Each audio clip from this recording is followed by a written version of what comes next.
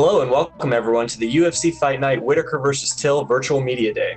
UFC Fight Night Whittaker vs. Till takes place this Saturday, July 25th at Flash Forum on Abu Dhabi's Yas Island. The full event will be simulcast airing live on ESPN, ESPN Deportes, and ESPN Plus in English and Spanish, with the prelims starting at 5 p.m. Eastern Time and the main card at 8 p.m. Eastern Time. Today's event will begin shortly. As a reminder, this is being recorded. Please remember to select the hand icon in the bottom right corner of your screen if you wish to ask questions, and we will unmute you. Click the hand icon again when you are finished or to be removed from the queue. We will kick things off momentarily. Please stay tuned.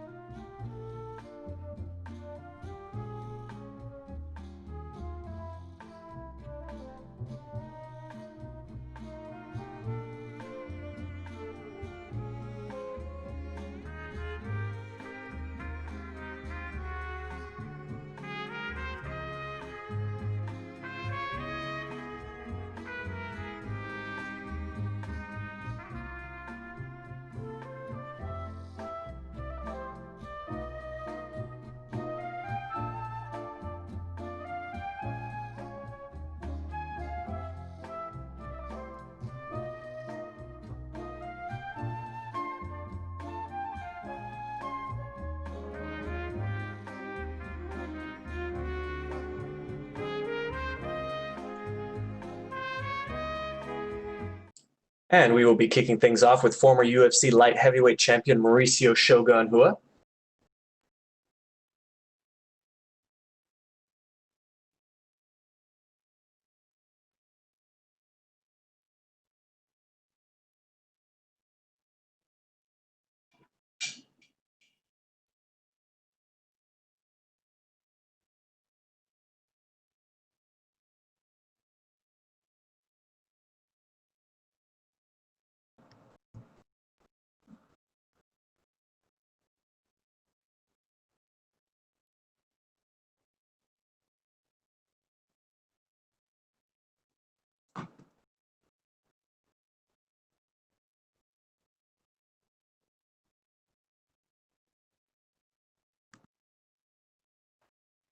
Mauricio, can you hear us, sir? Hi, hello. Hi. How are you doing, sir? Thank you for joining us. Thank you. We will take the first question from Gabriel Gonzalez with Cageside Press. Oh, I'm sorry. Gabriel Pangalangan Okay. with Dojo Drifter. Oh, Shogun, how are you doing? Good. And you? I'm doing great. So I'm just curious how you're doing there in Abu Dhabi. How does it feel, no crowds, no busy fight week? How do you feel coming into this fight? Como é que você está assistindo com essa semana diferente, sem público, menos coisa e tal? Essa vez é diferente, né? Sem público, a gente no hotel fechado.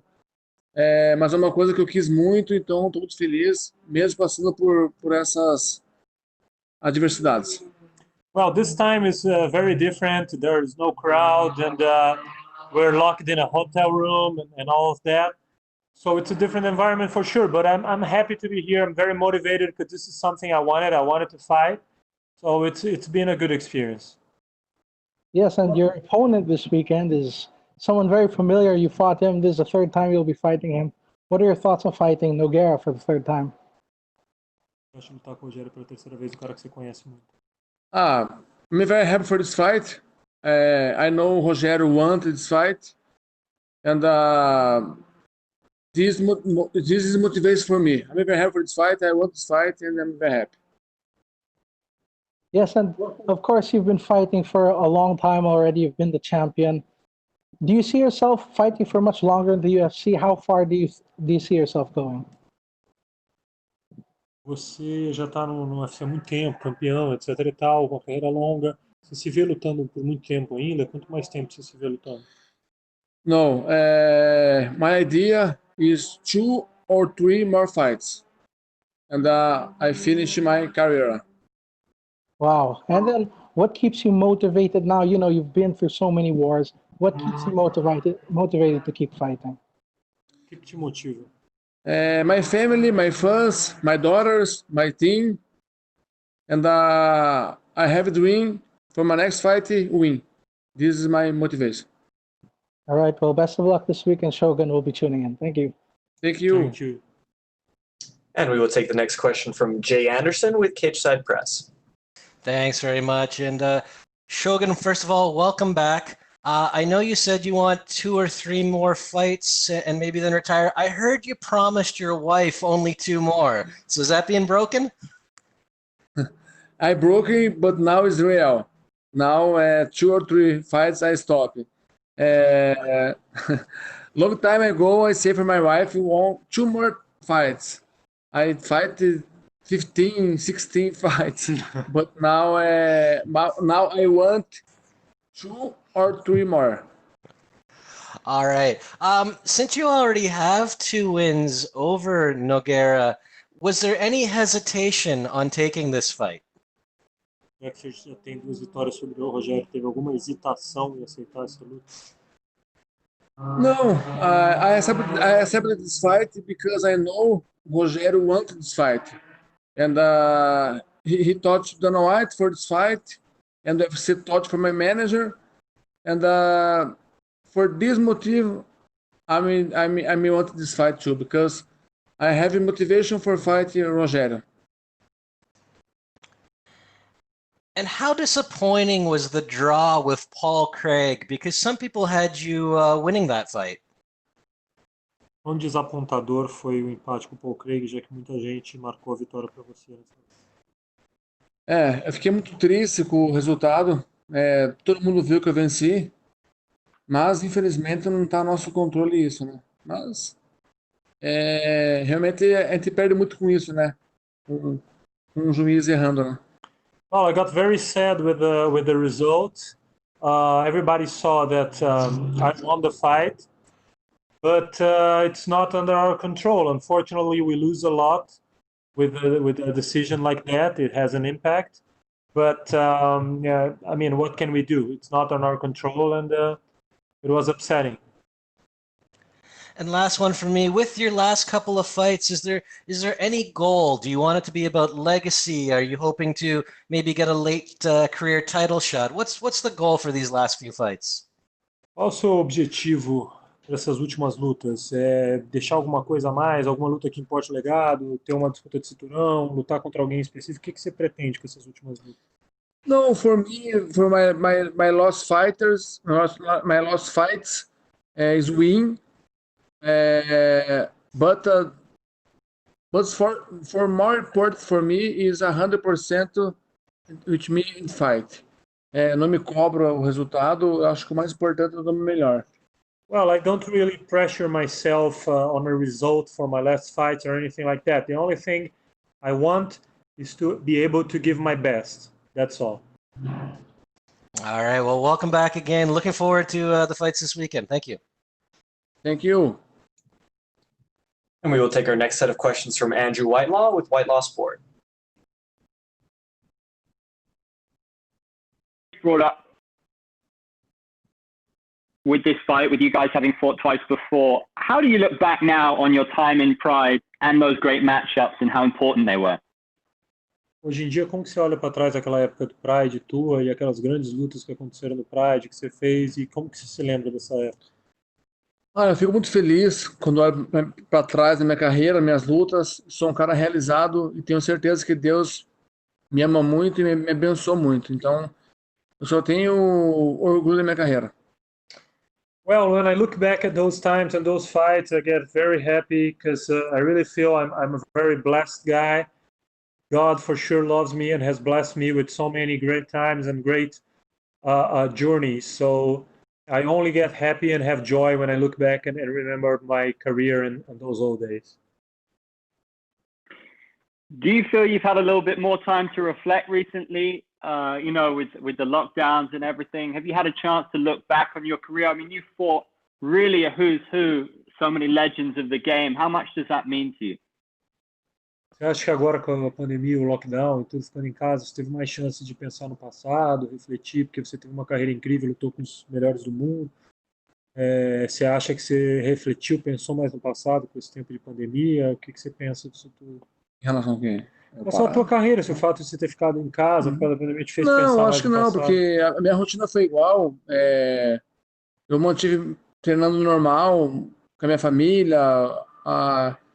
Me mantive ocupado o tempo todo nessa quarentena. Não fez eu pensar algo diferente assim, nada não. No, actually not. The quarantine and the lockdown didn't really made me reflect more or think more about the past, let alone dwell. I stayed active and busy, even though there were limitations. I was always in my family. I was training. I was doing something, so I was very busy. Didn't really spend too much time reflecting on the past during quarantine. This is such an incredibly interesting sport. We find ourselves on Fight Island. How does this rank, of all the things you've done and places you've fought in your career? Does this represent a bit of a milestone for you fighting on Fight Island on this card? Você já viveu tanta coisa na carreira, etc, etc. De alguma forma, essa nova experiência, estar lutando na Ilha da Luta, te faz... isso é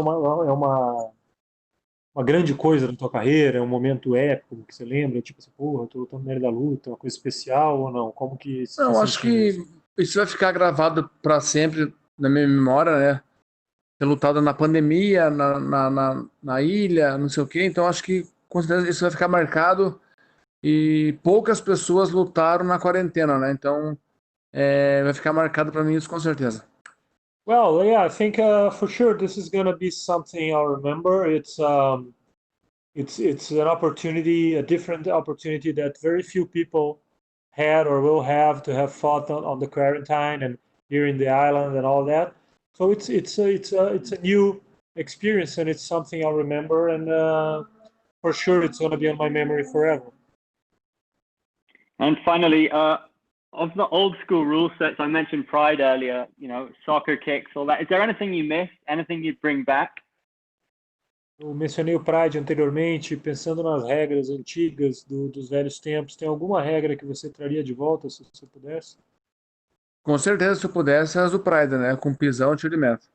Well, for sure. If I could, I would bring back Pride rules with the foot stomps and the soccer kicks.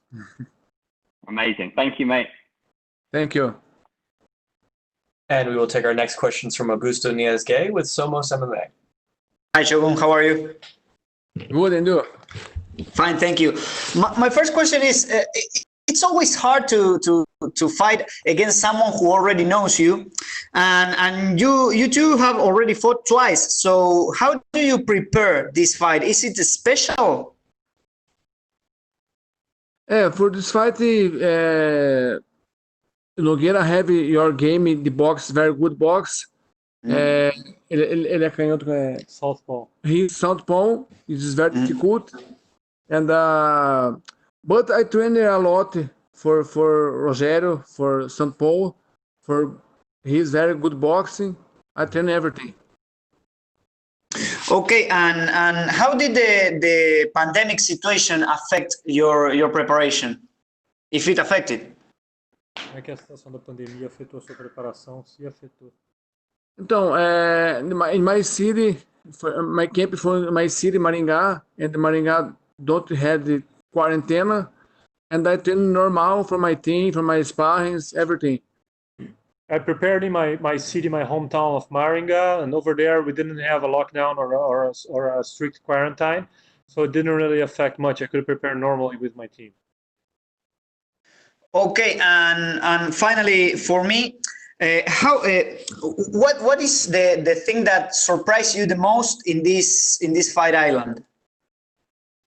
O que te mais te surpreendeu na Ilha da Luta?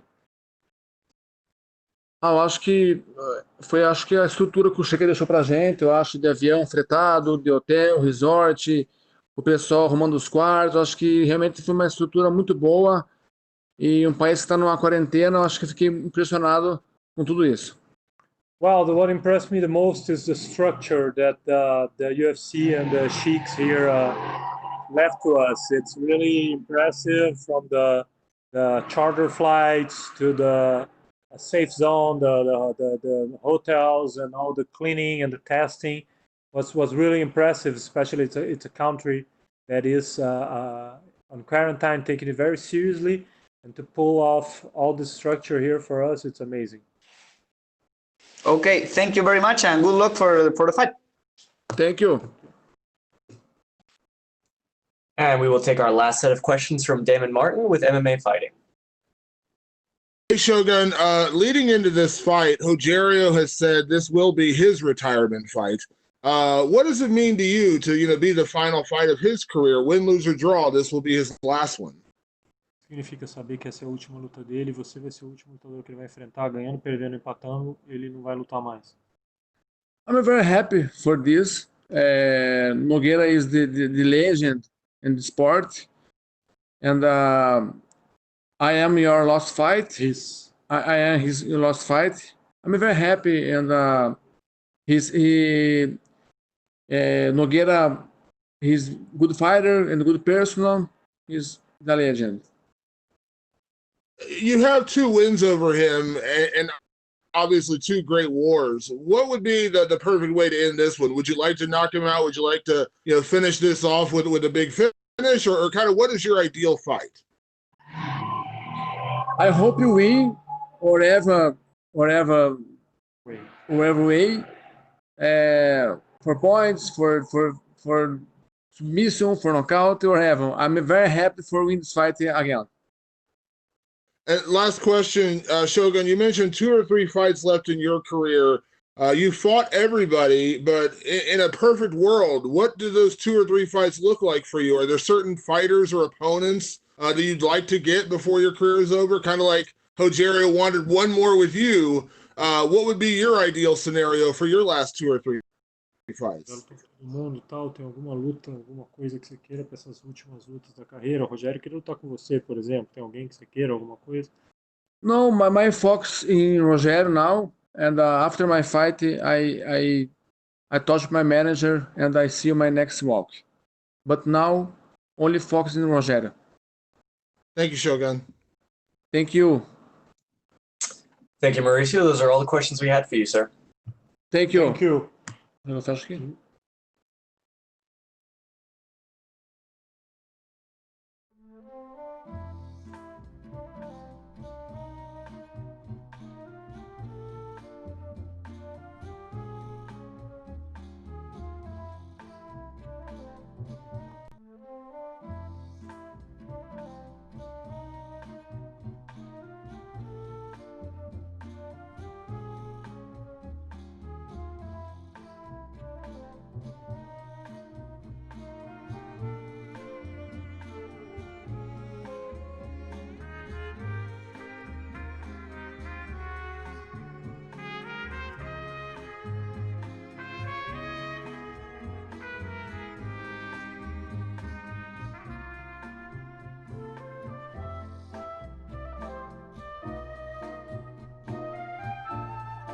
Next up, we will be joined by former UFC middleweight champion and #1 ranked contender, Robert Whittaker.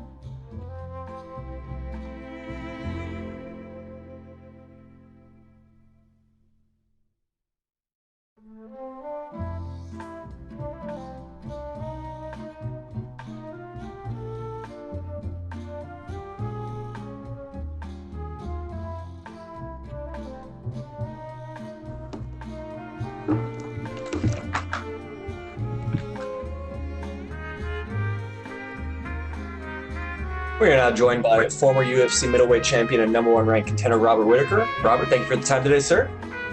No, my pleasure's all mine. We will kick things off with Gabriel Gonzalez from Cage Side Press. Hey, Rob. So you had said after the last fight you wanted to travel more. You didn't want to just be in Australia. Does being on Fight Island live up to that in that regard? Yeah, a little bit. With the world the way it is, and the fact we're not allowed to leave the island, it's a little different to my plans. But it's good to be here. Have you enjoyed the experience so far? It's been great. It's been a great experience. Everything's gone so smoothly. The way the UFC have set things up here have been amazing. So, yeah, can't complain. You've talked about you don't get into the war of words with these guys. You just go out there and let the skills do the talking. But Darren said he's been trying to talk trash to you and it's just not working. What kind of stuff has he been saying? Has he been sliding into your DMs like he does everybody else? I think a couple of times. I don't know. I don't pay attention to my things though. Like I just worry about what I'm doing. I don't have time for a lot of that stuff. I have a lot of things I'm juggling that I'm really working on at the moment. So you stepped away in March, and you've talked about it a lot. You're just feeling that burnout and everything else.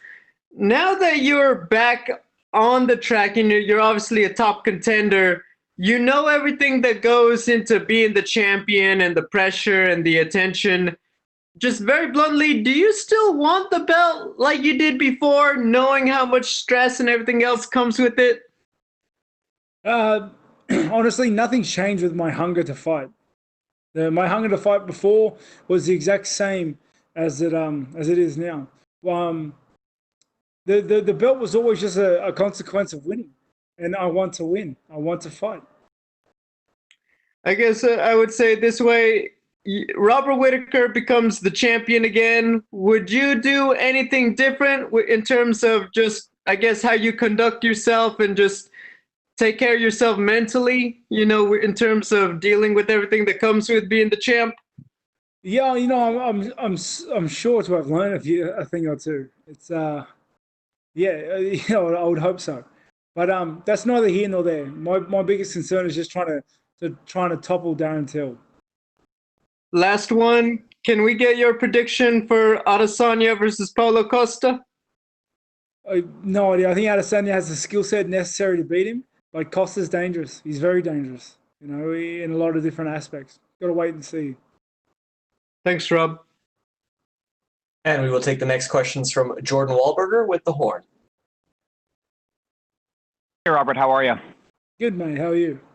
Good. When you look at Darren Till's previous fights, you quite the accomplished wrestler yourself. Do you take anything from that Tyron Woodley win of how do you go and you defeat someone like Darren Till? Yeah, you're punching me in the head as hard as you can. That seems to be a good way of winning. Do you think about do you look at your wrestling though? You are someone who has become a great wrestler in Australia, and do you think that's a way that you can go and defeat Darren Till this week? Yeah, I'm only going to shoot takedowns for this fight. I can't wait. I'm looking forward to taking it to the ground and just keeping him there. What's been your training like? Obviously, during the pandemic, there's a lot of people that have you had any issues trying to find training partners or anything else like that? No, fortunately enough, our team has been able to self-quarantine ourselves, and we've been fortunate enough to be able to just stick together during this time. We usually don't outsource too much, so we have all our partners. We're all middleweights. We just continued hustling, continued grinding during this period. You have the advantage of being the last card on Fight Island. Have you had the opportunity to talk to anybody before about their experience and what to expect fighting in the arena with the heat, with everything else? You've never fought in Abu Dhabi before, and have you had any opportunity to talk to anyone about that? No, I have not yet. Okay. Is that something you would plan to do, or is that something you feel like you need to do, or? No, my coach has a lot of contact here. He's been here multiple times, so he's been able to get a lay of the land. He's helped me with a lot of tips on what to do and what not to do. So I've been very fortunate in that regard to have plenty of information at my disposal already. Awesome. And last question for me, how do you mentally kind of prepare to come back after, losing your title, making a comeback? And obviously your goal again is to be a champion as you can provide for your family and represent your country. Yeah, I guess I'm just excited to do it. I enjoy doing what I do, and this is what I do. I'm good at it. Representing the country and going out there and doing my thing, that's just what I was made to do. It's just a natural result of things. Awesome. Congratulations and best of luck this week. Thank you. And we will take our next questions from Nesta McGregor with BBC. Good evening, it is here, Robert from the UK. Despite the accent, I'm really looking forward to this fight, and I'd like to say I'm neutral, by the way. You mentioned taking time off after that defeat and kind of looking within yourself. Lockdown has made a lot of people do that, search for answers and find their true selves. So just tell me a little bit about what you did. Was it go and sit in the mountains and try and find the hunger again? Was it a lot of quiet time? No, I just spent plenty of family time. I took my kids to daycare. I picked them up from daycare sometimes. I made them peanut butter sandwiches. I did all the little things that I couldn't do normally, and that was very refreshing in a way. Okay, Jorge Masvidal says Darren Till is the hardest puncher he's ever faced, and that's some accolade. Can you prepare for something like that? Do you get your coach to whack you with a sledgehammer or to hit you with a pneumatic drill? And once you feel the strike of someone, does that automatically change your game plan when you think, I've never been hit like this before? I know you joked about your wrestling. Don't know. To be honest, I think the biggest secret in this game is to not get hit. I'm going to be doing my best to try to not get hit. And hit him. That's my secret game plan. If you're wondering, I'm going to try and hit him and not get hit. Good tactics. And final question from me: what does the the future look like for you? Are we talking Usman, or if Dana said, drop down and maybe Conor or someone in the welterweight division? Where's your future? I think you got those marked up a little bit, but regardless, my future is only in.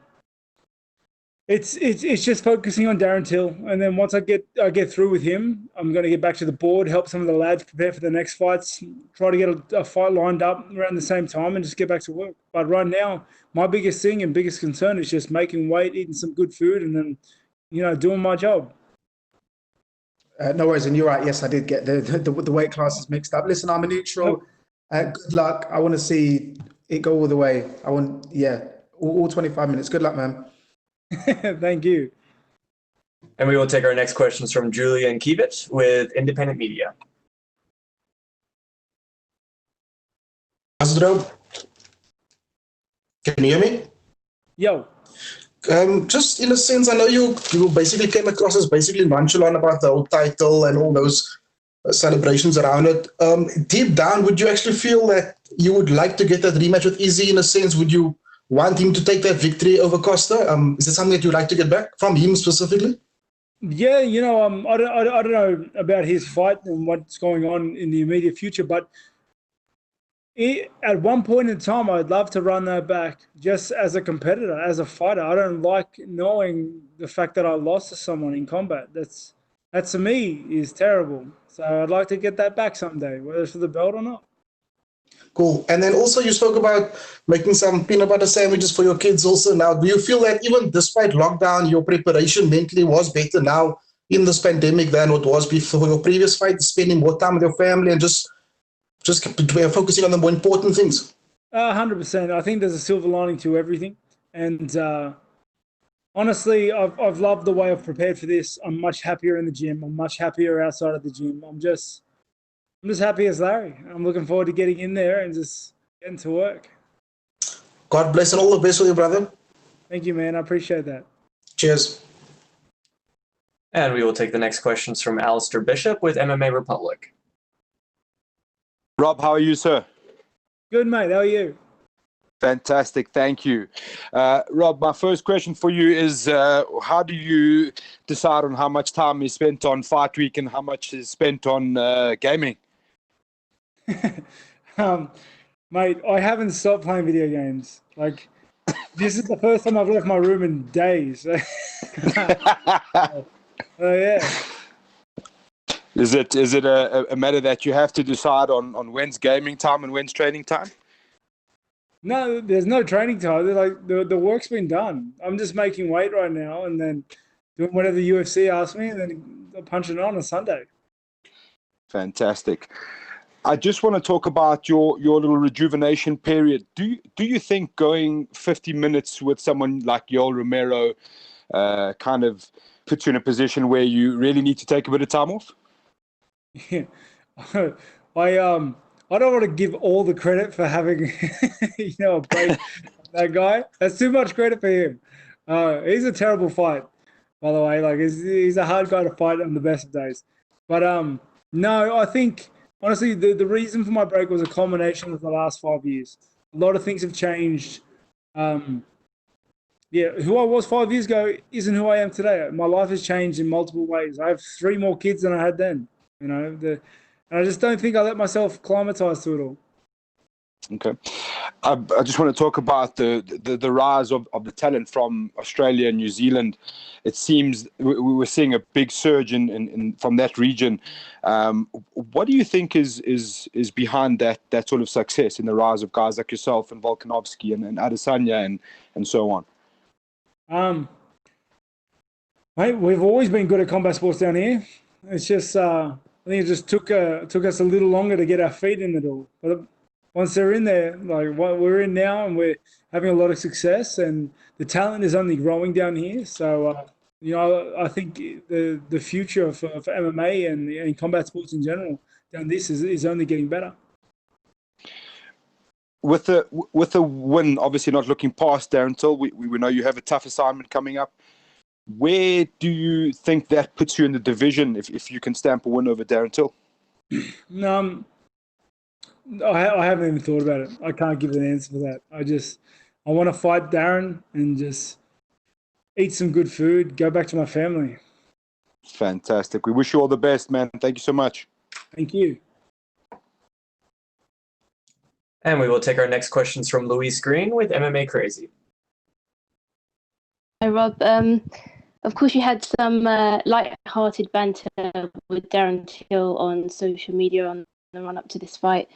But with all of that aside, what do you think of Till as an opponent? What do you think he brings to the table in this matchup? I think he's a very dangerous opponent. He's obviously got a dangerous skill set coming into it. But, I think I just have the more complete skill set. I think I'm just slightly better in all angles. And, I look to make good use of all my weapons and arsenal. And Jack Hermansson obviously won his bout last week. He has his eyes on the winner of you and Till, and he predicts you'll come out successful. What are your thoughts on that? And do you see a matchup with him being a possibility with a win on Saturday? Who knows? It's hard to say. I guess we can talk after I get the job done. It's gonna be a hard fight. I've got to get in there and I've got to take it from him. It's hard. It's very hard for me to plan anything past Sunday. All right. Well, good luck. Thank you very much. Thank you. Thank you so much, Rob. That is all the time we actually had for you, sir. You are good to go. Awesome. Thank you, guys.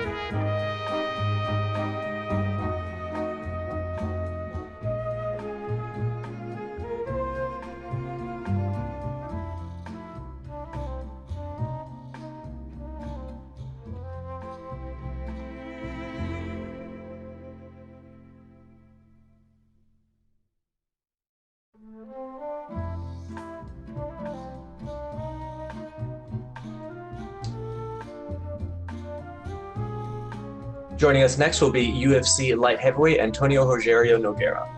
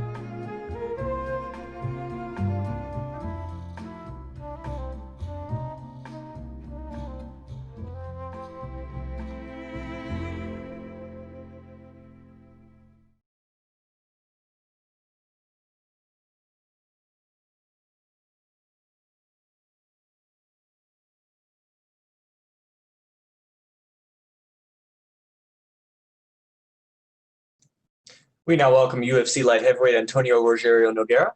Thank you for joining us today, sir. Thank you. We will take the first question from Nesta McGregor with BBC.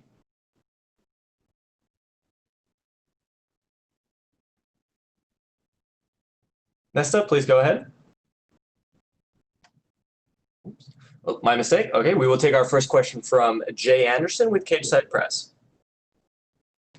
Hey, thanks very much. And, welcome back. First of all, I wanted to ask, you obviously have a lot of shared history with Shogun going all the way back to Pride.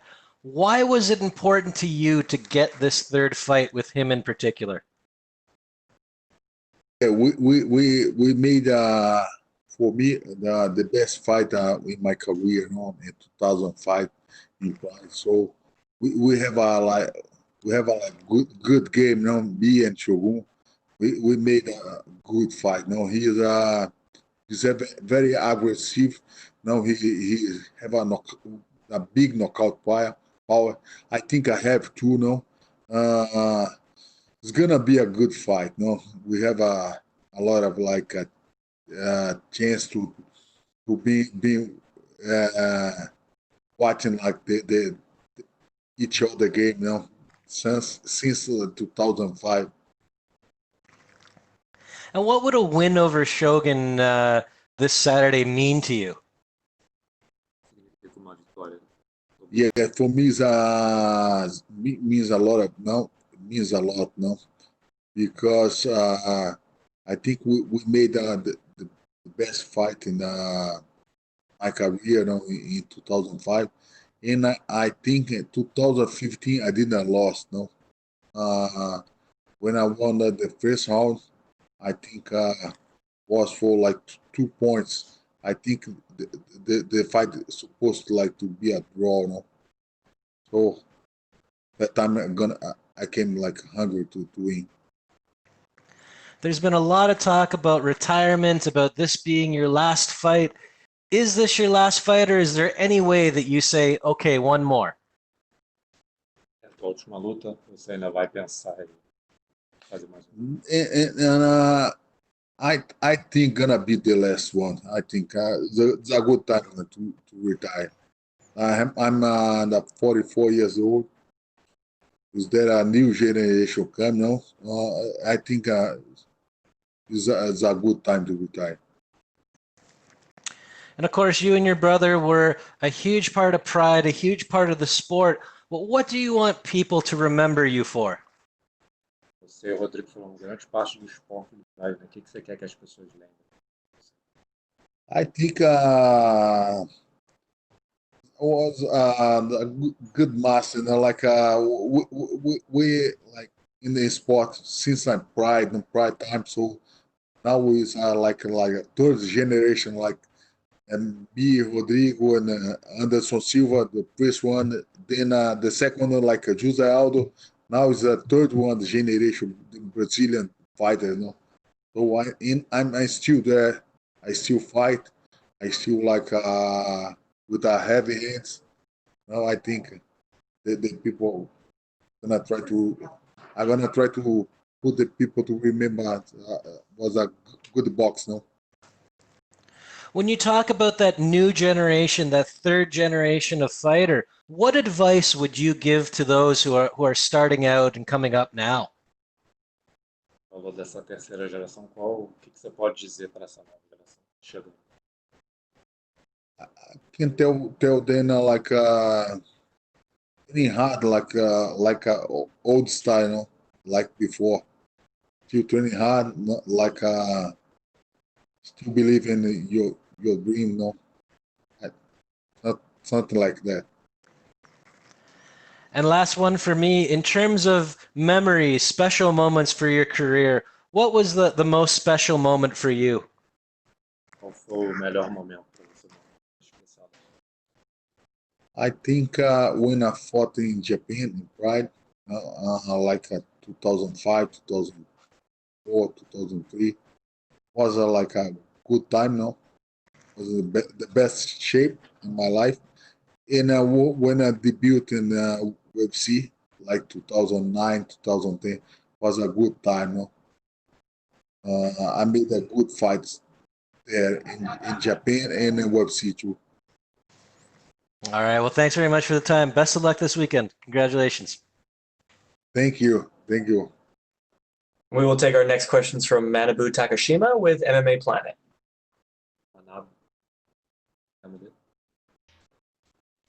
Can you hear me? Yeah, here. Okay, so you started the MMA career in Japan. So can you let us know what is your best memory in Japan? Qual a sua melhor memória do Japão? I think my best memory in Japan when I fought with Sakuraba, maybe 2002, was a good time. No, I just made a big seizure in my arm, and it was a bad time. No, like 1 year didn't fight. When I fought him to make like a main event, was a very good fight for me. I fought very well with Sakuraba. I think was the best time. Okay. 2002.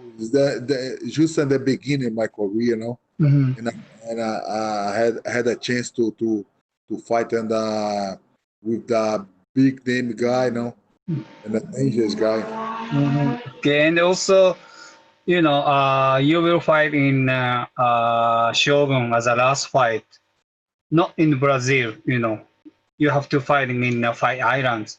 So, what was your feeling? You have to fight in the last time, in Abu Dhabi in the Fight Island. Você vai lutar com o Shogun, a tua última luta, e não vai ser no Brasil, não, vai ser aqui. Yes, difficult now for me because I want to fight in front of my family, my friends, my students there. But now they booked the fight here in Abu Dhabi. But we had a big problem in the world, the COVID-19. So they cancel all the events in the world. And UFC now they open the chance now to fight here in the island and there in America. But for Brazilian guys who live outside America, it's difficult to go there. And I thought, no, if it's not come here, I don't have a chance to fight this year. So I think it's a good opportunity now to be here, to fight here. It's gonna be good. For me, it's a different, but a good experience to be here with new guys, with a new generation here. Okay, and you always, real warrior. And what do you want to show to the world in last fight? Você sempre foi guerreiro. O que você quer mostrar nessa última? Yeah, for me, I want to do the best fight I can. Like we did. I know I'm not in the best shape like at 2005, but I wanna make fight like that. Like I did with Shogun 2005. One big and exciting fight. Okay, muito obrigado. Thank you. Thanks. I miss Japan, man. We miss you a lot. Thank you. And we will take our next questions from Andrew Whitelaw with Whitelaw Sport. I mean, just right there seems to be so much affection for your time fighting in Japan and Pride. I'm sure fans come up to you almost every day to talk about it. Why do you think people love Pride and that time when you were fighting so much? What do you think was so special about it? Você parece lembrar muito bem da época do Japão, né? Era aquele tão especial do Japão. Yeah, it was a different, because for me was a young, and I had a lot of feeling. I fight with my brother, and together we were always together, and he was a good, a big champ, So it was a big time for me to still there with him, to fight. We represent a big team like BTT. Was like a lot of like stars there. The training was very hard, so I wasn't at the best time in my career, and getting good. I was in a good shape. Was a very good time for me. Shogun says he'd love to bring back the old rule set. How do you feel about that? Eu queria trazer as regras antigas de volta. Was very good. Yeah, I think very good, but I prefer this rule now. I don't want to kick somebody in the face and the head. No. Soccer. Well, yeah, I kicks. mean that's certainly one thing that's changed a lot. What do you think the biggest and most important changes are in the sport? A lot has changed since those days. What do you think the most important changes have been? Qual você acha que foi a mudança mais importante daquela época? I think because we fight in the cage, no? And the cage is totally different, the rules. Because when I fight the ring, I put the head outside and the referee put the fight in the middle. So we had that chance to rest a little bit.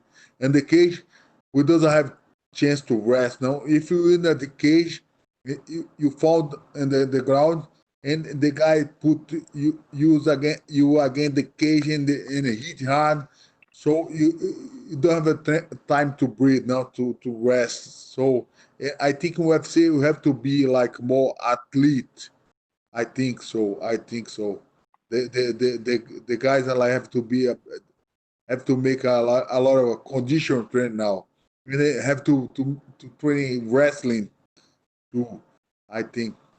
It's good. It's good for the guy who have a good wrestling too. Thank you, sir. Good luck this weekend.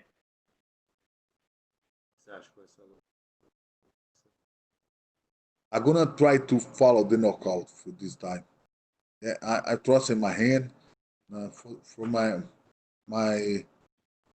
last 3 fights, I have won one loss, but I have two big winner by knockout. So I trust I have a heavy hand. Gonna try to follow the knockout.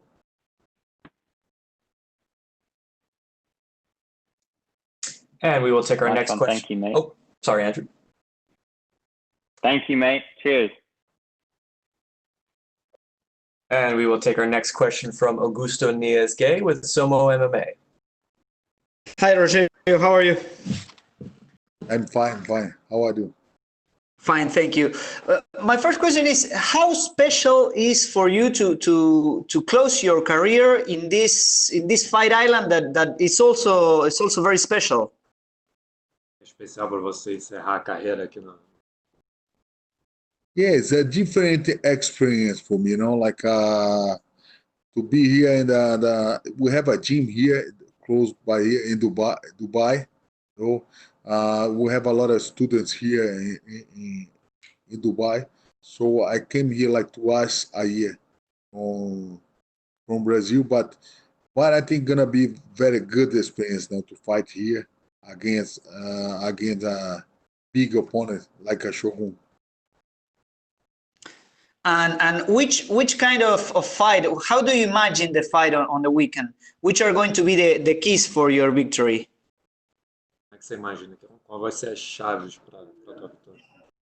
Yeah, I think the key for the victor for fight against Shogun to fight like smart now, because I think he gonna bring a lot of strategy fight now, because he's a good strike, but I think he's gonna try to put me down, and I have to make a good take it out defense. I know I've been work hard this. And after your retirement, are you going to still related with the mixed martial arts? Depois de se aposentar, você ainda vai ficar trabalhando. Yeah, for sure. We have a team like Nogueira. I'm gonna try to work with the new talents. Okay, thank you very much, and good luck on Sunday. Thank you. Thank you so much, Antonio. Those are all the questions we had for you, sir. Thank you.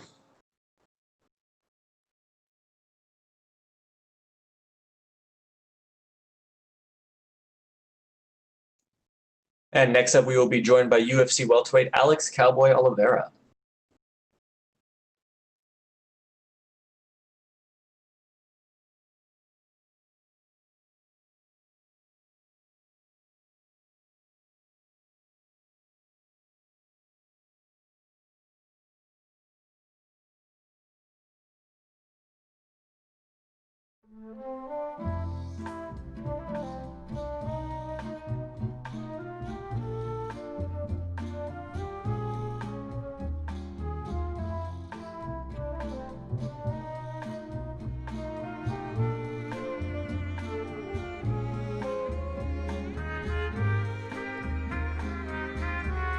Excuse me. Next up, we will be joined by the UFC heavyweight Alexander Gustafsson.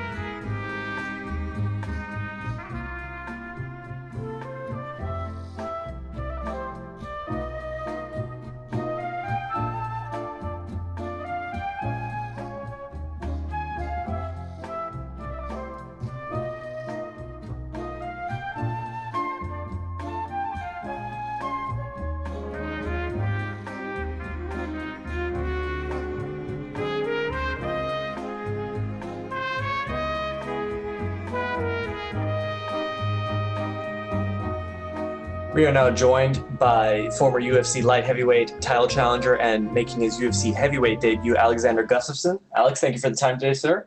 Thank you. And we will take our first question from Damon Martin with MMA Fighting. Hey, Alex. Welcome back. So the obvious question, of course, kicking off is coming back from retirement. How quickly after you retired did you start putting that into your head? And was the timing and things worked out well to come back at this point?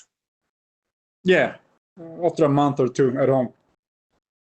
About that, and then I want to go back to training, and I can't train without a motivation. So and now I'm here. Do you regret retiring? Do you wish maybe you just kind of taking a step back and taking a step away rather than announcing your retirement? Was it an emotional moment? I mean, anything like that? It was an emotional moment. Nothing else.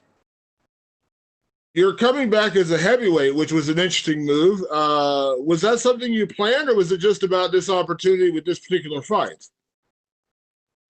Well, it was. I felt it was the right time for me to move up one weight class because I'm pretty heavy and pretty big. So I felt really good to step up one weight class and try out the heavyweight division. And then I got the fight with Werdum, and it was just something that fit me very well, and I felt very excited about.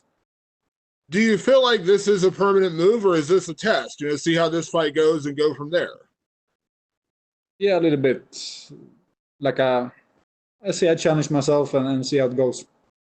I will win, of course, but let's see how I feel about it. Were you happy to get a guy like Werdum in your first heavyweight fight? I mean, former champion, very accomplished guy. You're not facing some random guy. This is a well-known name. I mean, did that mean something to you in your first fight at heavyweight to get a guy like Werdum? Yeah, it does. He's a legend of the sport. He's a former champion, and it's a perfect way to come back. Last one for me. We have seen a lot of guys move up weight classes and find success. Of course, a guy you're familiar with, Daniel Cormier, became champion. We've seen it with Robert Whittaker on this card going from welterweight to middleweight.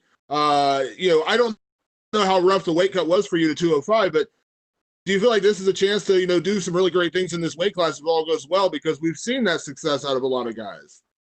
Yeah, absolutely. I'll beat Werdum on Saturday, and we take the next one. Thanks, Alex. Thank you.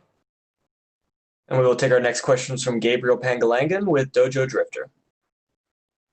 Hello from the Philippines, Alexander. How are you doing? Good, thank you. Yeah, so you're now at heavyweight. You actually don't look that much different from when you fight at light heavyweight. Do you feel any different in how you move in training and now 1 week away from the fight or a few days away from the fight? No, I would normally walk around in like a natural heavyweight. So that's what I'm training at and move around that the whole training camp. So I feel I'm just stronger I'm stronger than I usually is in light heavy. And this commitment to the UFC, what is it like now? I mean, do you have several fights lined up? No, I got Werdum now, and that's my only focus. All right, and when it comes to Werdum, how did that matchup come to be? Did you request for him particularly, or is this just a fight that was offered? That's a fight that we all agreed on. They don't want to fight me, and I want to fight him, and that's how it goes. And I'm very happy that he wants to fight me, and he's a legend of the sport. So I'm very excited for this bout. Yeah, so we understand that you love to compete. I was just curious that are you back simply to compete, or is this a legit title run? Is that still the goal, to get that heavyweight title, to get a belt? I'm here to win my fights. I'm here to win my fights, and we just take it from there. And when I'm end up in a situation where I can touch the belt, then we go for the belt. But right now it's just one fight at a time. I'm fighting Werdum. I'll beat Werdum on Saturday. Then we take the next one. All right. Well, best of luck with everything, sir. Thank you very much. Thank you. We'll take the next questions from Gabriel Gonzalez with Cageside Press. Hey, Alex. I'm curious about how much do you expect to weigh on Saturday? I weigh about 107, 108 kilos. Gotcha. Talking about it, you're a very reserved guy. Are you liking the setup on Fight Island? You don't have to see as many people in person, and I'm assuming a little less media. I love it. It fits me perfect. What's a typical day look like for you when you're over there in quarantine? Well, we have the resort here, which is the island is a safe zone, so we can move around the island. But I did my quarantine time for 4 days.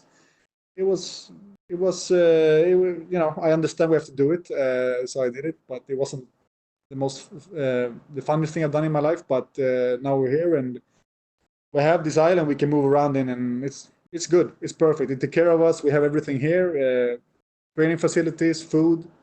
So it works really good. How are you adjusting to fighting early in the morning local time? Good. When it's time to fight, it's time to fight, and I'll be ready for it. Final question. I guess a lot of people, you talked about it when you stepped away, it was in the moment and everything. Win or lose, do you feel like you're going to be back for a minute? Fans can expect to see the Mauler in action for a while still? Yes, I'm here to stay. Thank you, Alex. Thank you. And we will take our next questions from Alistair Bishop with MMA Republic. Alex, how are you, sir? Thank you. Good. My first question is just to kind of get an idea in retirement, what do you think was the deciding factor that made you decide to come back and compete? Well, I missed the competition, and I need my training. So for me to train good, I need a goal. And for me, that's competition. So it came naturally for me to come back. And the decision to come back at heavyweight, was it based on avoiding weight cuts or just being as comfortable as possible in competition? It's all about feeling good and have a good training camp. This felt like the best way for me to come back. And I'm a pretty big guy, so heavyweight for me comes very natural. What sort of speed advantage do you think you'll have in the heavyweight division, especially with your boxing? A lot. Fantastic. Your teammate Khamzat Chimaev, we saw him burst onto the scene now. We've seen him in Brave before. What do you make of him, and what do you think about his future? Very good. He's a future world champ for sure. He loves this. This is his life. He's going to go all the way. And is he someone you spend a lot of time with on the mat? He's my main sparring partner right now. So does that younger sort of blood also make you want to get back into competition? You feel like you don't want to let the youngsters run away with it? Yeah, he pushes me all day. Fantastic. And what do you make of Fabricio Werdum as an opponent for you? Obviously, some people would say that he's arguably one of the greatest heavyweights to do it. Yes. What do you see? How do you see him as an opponent? Very dangerous. He's legit on the ground. He can take a punch. He hits hard. He's a heavyweight. All the heavyweights hits hard. And he's also a legend of the sport, so I can't wait to beat him on Saturday. Thank you so much, and all the best, man. Thank you. And we will take our next questions from Augusto Niesgue with Somos MMA. Hi, Alexander. How are you? Good, thank you. And my first question is, how tough was to prepare your comeback fight in the middle of this pandemic? Did this context affect you? No, not really. We have been pretty open-minded in Sweden when it comes to Corona. We'll be able to do our work, which I'm very happy for. But of course, it's been tough to getting in some sparring partners, etc. But yeah, well, I had a really good camp. And I know that you have said that you want to go one fight at a time, but you have intentions to stay in the heavyweight division, or you could go down to 205? Let's see what the future brings. I'm here to fight now in heavyweight, and yeah, I beat him on Saturday. We take it from there. Okay, and taking into account that the fact that you're going to fight in an unusual time schedule, do you think you're going to have some advantage due to the fact that there is not so much time difference between Abu Dhabi and Sweden? Do you think this will be a factor? A factor? I don't know. I don't know, but it's nothing I count on. I'm prepared for the best Werdum, and I know he's ready for the challenge, and he's ready for the time difference. So. And what do you think about this new Fight Island? What did you expect from it, and what do you think? Good. It's really good. The UFC has done a really good job here. We have everything. They take care of us very good, and we have everything we need for competition. So. And do you think that is there anything about this Fight Island that UFC should implement in every fight?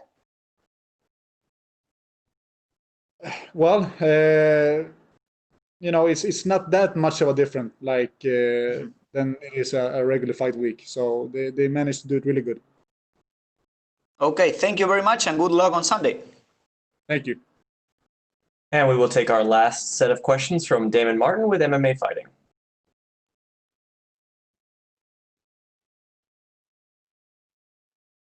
Oh, my mistake. All right, Gus, that's actually all the questions we had for you, sir. You are good to go. Thank you.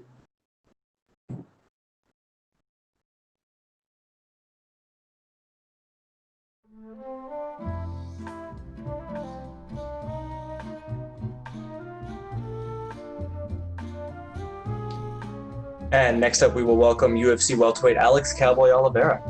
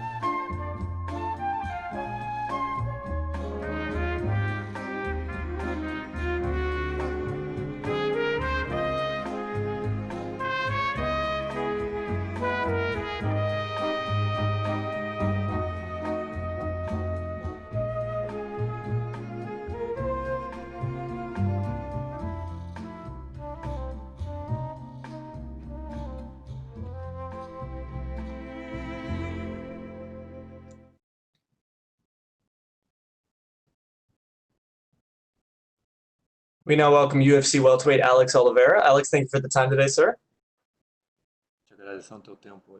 Valeu, tamo junto aí. And we will take our first question from Jay Anderson with Cage Side Press. Thanks very much. And welcome back, Alex. I wanted to ask you, first of all, I mean, Brazil's been very hard hit by the coronavirus. We've seen a lot of positive tests from fighters and corners.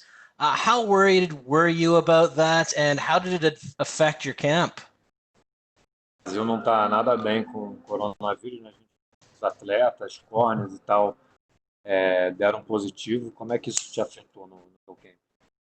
Poxa, a gente fizemos um camp, né, cara, moda antiga, né, medieval, só que teve o meu mestre escolheu as pessoas certas pra gente manter esse foco aí, e essas pessoas não podiam ter contado com outras pessoas também, entendeu? Então a gente manteve esse foco aí pra me manter a tranquilidade, mas fora isso, tinha aquela preocupação que a gente passa pelo aeroporto nós ia passar pelo aeroporto de São Paulo, né, e até chegar no hotel. Então a gente tinha um pouquinho de receio, né, que tudo podia acontecer. We had an old school, like very medieval camp. You know, we chose the right people to come in there, and those people couldn't be in contact with anyone else. So that made us a little more relaxed. But on the way here, we had to get on a plane and go through São Paulo. So there's always a chance of something happening. Have you ever had a camp like that before? Was it similar to earlier in your career? Or? Já tinham feito campo assim? Antigamente você treinava assim? Não, eu comecei treinando mais ou menos assim, mas quando eu entrei na academia há quase uns anos atrás, eu peguei um pouco desse treino medieval. Então, pra gente, poxa, mudou muito, mas, pô, foi de boa, com certeza. Os primeiros dias foi ruim, mas depois eu vou estar se adaptando, né, e mantendo foco. In the beginning of my career, about 11 years ago when I joined the gym, we did a bit of that medieval training, but we had to adapt, but we figured it out. And when you say medieval training, what does that involve? Quando você fala treino medieval, como é que é? Treino medieval é aquilo que você não faz mais dentro da academia, você não tem uma academia de musculação, você tem que treinar. Como explicar para você? Como levantar pneu, furar buraco, carregar nego nas costas, empurrar carro, mais ou menos assim. It's when you don't have a lot of things available to you in the gym. So, we lift tires, we carry our teammates on our back, and carry rocks, and push cars, whatever we have to do.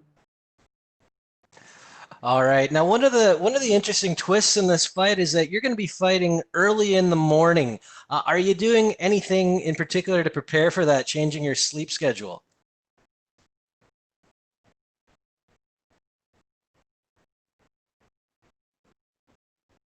Oh, did I lose you? We're here. Okay, I was just wondering, because you're fighting early in the morning, are you doing anything to prepare for that, changing your sleep schedule? Como é que tá seu sono? Como é que você mudou a tua agenda de sono? Olha, para te falar a verdade, poxa, são muitas horas de diferença do Brasil. Você tá passando por certo problema aí, não é só eu, muita gente aqui, a equipe também, para dormir. Então a gente tava à noite, passava a noite acordada, chegava de dia, dava umas cochiladas, aí, poxa, 2, 3 dias, quando o corpo tava cansado, é que você ia dormir realmente, tirava um sono, mesmo assim tirava o sono completo, né, a noite toda. E agora, poxa, entrou nessa semana de perder peso, então a gente tá ficando bem mais cansado e tá facilitando pra gente dormir. Yeah, it's a lot. We're a lot of hours ahead of Brazil here, so it was rough for me and a lot of people to get into a sleep schedule. But we basically were napping whenever we could during the day. But now that we're cutting weight, I get more tired, so I'm able to sleep better. And last one for me, just give us your thoughts on Peter Sobotta. Where is he dangerous, and what do you expect to see in this fight? Onde que você acha que teu adversário é perigoso? O que você espera ver dele nessa luta? Poxa, onde que ele é mais perigoso é só no chão mesmo. E com certeza ele vai vir me jogar pro chão e eu vim para surpreender. Não só ele, como o mundo. Ele acha que no jogo de chão, né, que é fraco. Dessa vez ele vai se enrolar. He just has a strong ground game, and he's definitely going to come in and try to take me down, and I'm going to surprise him. He thinks that my ground game is weak, so it's going to get complicated for him. All right, well, best of luck on Saturday. Thanks very much for the time. Yes. And we will take our next question from Alistair Bishop with MMA Republic.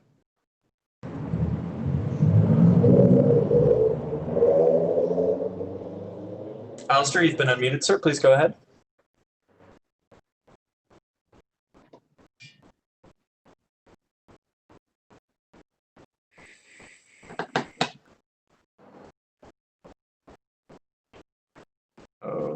Okay, actually, it looks like those are all the questions we had for you, Cowboy. Thank you so much for the time, sir.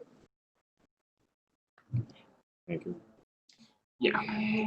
As a reminder to media, if you are finished asking questions or no longer want to ask a question, please reselect the hand icon to be removed from the queue.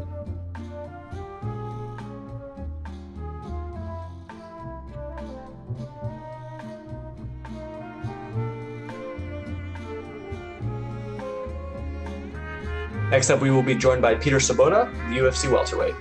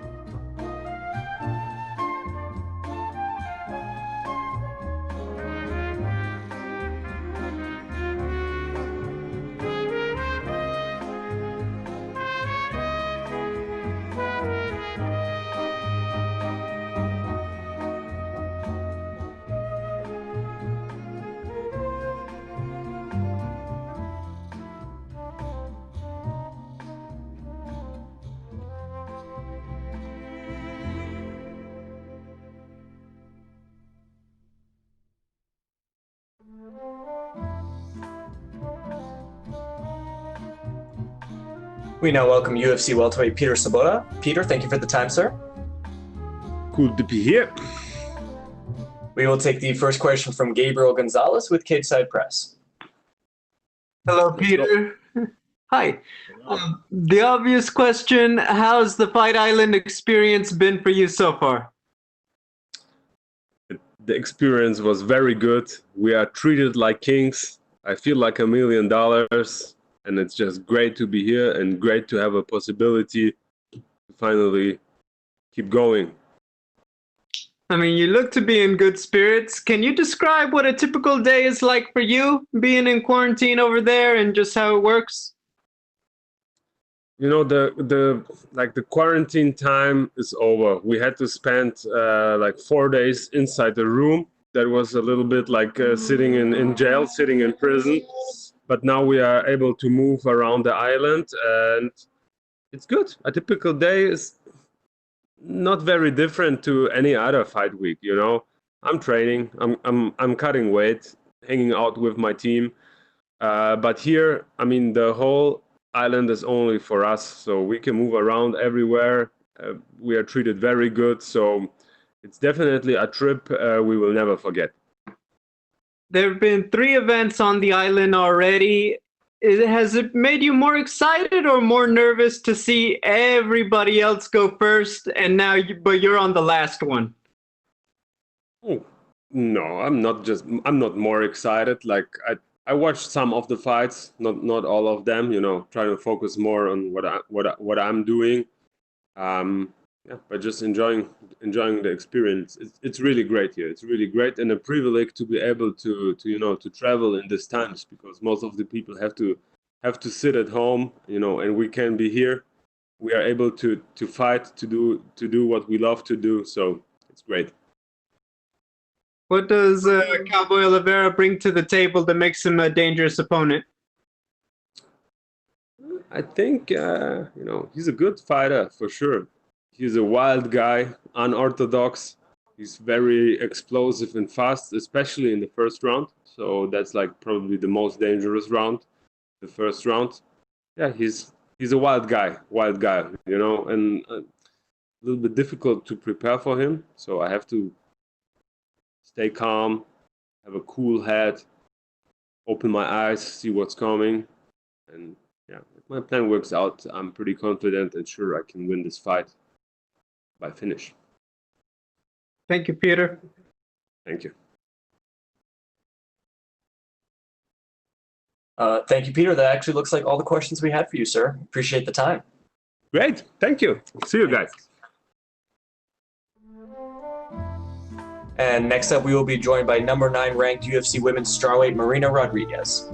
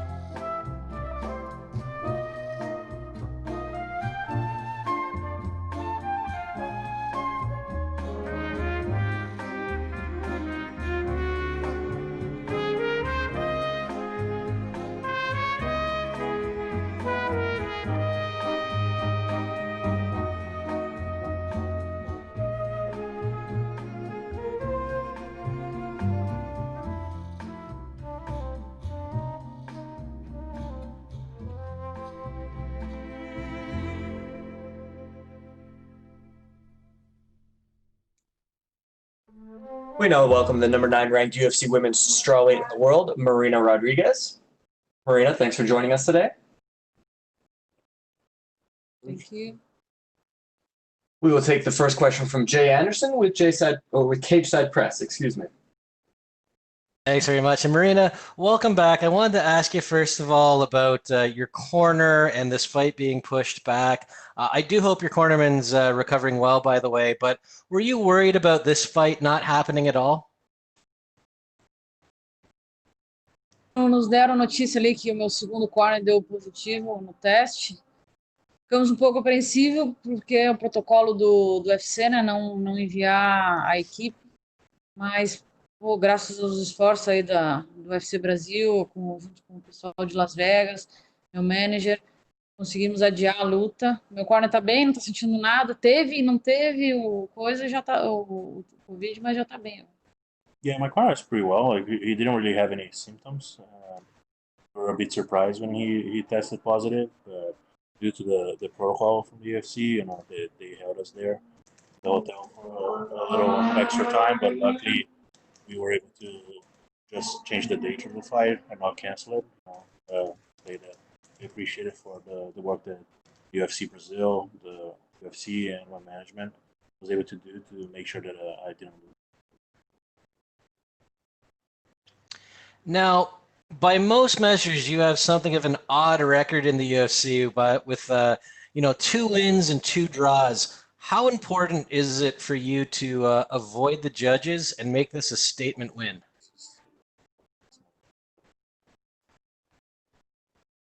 Eu acredito que eu vejo o meu recorde como bom, bem positivo. Os 2 empates para mim são 2 vitórias, pois eu consegui evoluir bastante e venci 2 rounds nessas lutas. Com certeza, não deixando na mão dos juízes nessa luta agora, vai ser bem importante para mim e acredito que isso possa acontecer, pois estou bem evoluída aí no jogo e acredito que essa vitória não chega na mão dos juízes. Yeah, not making to the judges is going to be a great thing in this fight. I've hoped a lot this time that I had off between the fight cancellation and everything. So I think I have the tools to finish the fight before the judges. But overall, I have the 2 draws, but I won most of those 2 fights. So in my mind, I consider those 2 wins. And there's certainly an argument to be made that you did have wins in those fights, but is it frustrating knowing that if those were wins, you'd probably be in the title conversation right now? Realmente, duas vitórias, você estaria na conversa. Com certeza, o resultado final do papel é o que vale, mas para a gente o principal ali desses 2 empates é a evolução, que com certeza vai interferir nas minhas lutas seguintes e quem sabe aí nessa possível disputa aí um dia. For sure, at the end of the day, the W is what really counts for, my evolution inside the organization. But I'm really happy with the evolution that I had inside the cage. That is the thing that is going to make sure that I'm able to get to the top and keep on climbing the ranks and eventually get my title fight. And last one for me, just talk about this matchup with Carla Esparza. Obviously, she's a former champion herself. What do you think of the pairing, and where do you think a win over her puts you? Acredito que uma vitória em cima da Carla Esparza, que é uma atleta muito experiente, ex-campeã aí da categoria. Acredito que uma vitória em cima dela vai me elevar bastante no ranking e me deixar próximo aí de uma possível disputa de cinturão. E é uma luta bem casada, né? Título de ranking, e acredito que a briga de estilos ali vai ser bem interessante para o público. Yeah, overall, I think it's a fight that is going to push me even closer to a title fight. Being a former champion is always good for your record. Style-wise, I think it's a good clash of styles and should make for a very entertaining fight for the fans. All right, thanks very much, and best of luck this weekend. Thank you. And we will take our next questions from Diego Ribas with AG Fight. Alô, Marina? Oi. Tudo bom? Tá me vendo? Beleza. Bom, tô sim. Marina, me tira uma dúvida. Ao todo, você ficou quantos dias em quarentena, somando o hotel em São Paulo, o voo e o hotel em Abu Dhabi? São Paulo foram 10 dias e chegando em Abu Dhabi mais 2 dias. Certo. Com 16 horas de voo, vamos supor... Mais o confinamento no voo, 13 dias. Quase 2 semanas de isolamento. Quanto 2 semanas antes da luta pode atrapalhar no treino, ou até mesmo principalmente no corte de peso? Não, com certeza se eu estivesse na academia treinando, estaria tudo 100%, mas acredito que a blindagem da minha mente aí, feita pelo meu coach, é o que vale mais. A gente conseguiu treinar dentro das dificuldades, mas o que importa é a cabeça, né? A cabeça está centrada e saber que o principal objetivo aí é estar pronta no dia da luta. E acredito que mais essa semana aí 2 semanas que a gente teve de treinos aqui em Abu Dhabi livres, né? Podendo treinar tranquilamente no quarto de treino, foram suficientes aí para finalizar o nosso camp. Show. Minha próxima pergunta era justamente esse aspecto mental, porque atleta, você é uma pessoa muito ativa, sempre treinando, enfim, ficar confinada num espaço reduzido, que é um quarto de hotel, por tantos dias, e muitas vezes sem contato físico próximo da pessoa, de alguma outra pessoa. Como você fez para driblar isso? Assistiu muito filme, leu muito livro? O que você precisou fazer para ocupar o tempo? Não foi grandes esforços, não. Acho que o tempo vai passando e a cada hora que passa, eu particularmente, minha mente é tão blindada que eu fico pensando só no próximo treino, seja individual, né, ou quando a gente conseguiu já treinar em dupla ali com o meu coach. Então, acredito que para mim não foi tão difícil assim, não. Consegui lidar bem com a situação. Maravilha. Não sei se chegou a ver, a Amanda Ribas mencionou que gostaria de enfrentar a vencedora da sua luta, né, entre você e a Cara Esparza. O que você achou desse, entre aspas, desafio, e te interessa fazer essa luta, passando pela Esparza? É a luta que te faria sentido na sua caminhada dentro do UFC? Não. No momento, eu acredito que não é uma luta interessante para mim. Eu penso sempre um pouco mais na frente, né? Eu estou enfrentando agora a número 7 do ranking, vencendo, né? Obviamente, vencendo a Carla, eu tenho planos maiores, né? Para mim, dentro da organização. Então, essa luta com ela, para mim, não é interessante no momento. Mas o UFC que manda, né? Se quiser achar que é interessante, que vai ser bom em algum motivo, com certeza eu aceitaria. Mas agora não tenho muito interesse, não. Certo, quando você mencionou planos maiores, tem algo que você possa dizer, algum nome, ou só questão de ranking mesmo? Vamos deixar que é questão de ranking. Vamos ver como é que vai ser a luta no sábado. Vencendo, vocês vão saber. Tá, ok. Última pergunta para mim, então. Quer dizer que você vai fazer um desafio, então, vencendo ali no octógono. Não quer dizer, vamos deixar o tempo rolar. Tá, minha última pergunta, então, para não tomar muito mais tempo. Desde que entrou no UFC, né? Você já pegou Jéssica Aguilar, Tissa Torres, a Cíntia Calvillo, agora a Esparza. São grandes nomes, a Carla já foi campeã. Isso demonstra mesmo, claro, que uma confiança do UFC de te colocar contra, entre aspas, os tubarões. E a minha pergunta é se você realmente esperava tanto desafio logo do começo, porque muita gente que estreia no UFC, entre aspas, faz o caminho mais longo. Atletas não ranqueados, enfim, você já está pegando o creme do creme ali. Era isso que você queria e te surpreendeu a sua postura do UFC. Não, era exatamente o que a gente almejava aí dentro da organização. Primeiramente, entrar no UFC e se manter lá dentro, né, com qualidade e lutar com os melhores. Querendo ou não, a gente não tem muito tempo para perder fazendo lutas, né, digo, com meninas que não sejam ranqueadas, não que não sejam duras, né? Mas o nosso objetivo sempre foi lutar com as melhores. E se o UFC está me oferecendo esses atletas é porque confia no meu trabalho e a gente fica mais ainda motivado a mostrar o melhor e chegar lá no topo. Maravilha. Obrigadão. Thank you, guys. That was my last question. Thank you. And we will take our next question from Gabriel Gonzalez with Cape Side Press. Hello, Marina. Just a quick one, and I think you answered it in Portuguese, but in English, Amanda Ribas has said that she would want the winner of your fight with Carla. Can you just talk about if you're interested with that matchup? No momento, não tenho interesse nessa luta. Não acho que é interessante para mim agora. Acredito que vencendo essa luta com a Carla, tenho planos maiores aí dentro da categoria. Acredito que o UFC também tem para mim. Então, não tenho interesse nessa luta não, no momento. Yeah, to be honest, right now, it's not a fight that makes much sense to me. I think that with the win over a former champion, I can aim for higher goals in the division. So, never know where we're going to land, but on paper right now, I would be striving for a bigger challenge. Thank you.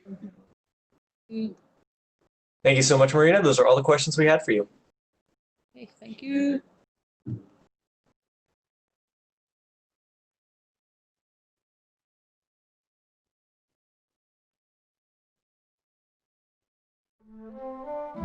And next up, we will be joined by former UFC heavyweight champion and number 14 ranked contender, Fabricio Werdum.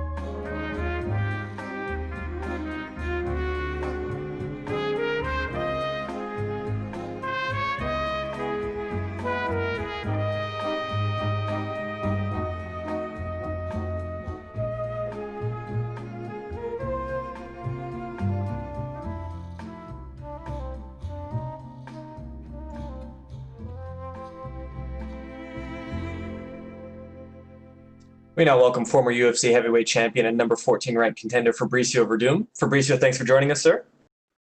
Thank you, man. We will take the first question from Jay Anderson with Cageside Press. Thanks very much, and welcome back, Fabricio. It's your second fight back now. You did take a lot of criticism after the last one. A lot of people saying you didn't look like yourself. Do you feel that was the time away? What happened with that fight? Eu não consegui treinar como deveria, né, pela pandemia que aconteceu, que está acontecendo até hoje. Então eu preferi pegar essa luta rápido para poder pegar esse ritmo, né, que eu fiquei muito tempo parado e eu quero lutar mais vezes possível. Já estou com 42 anos e eu quero lutar mais vezes possível agora para acabar a carreira. I didn't train as well as I should for that fight. You know, the pandemic was just starting, so I couldn't do as much as I could, even though the pandemic is on now.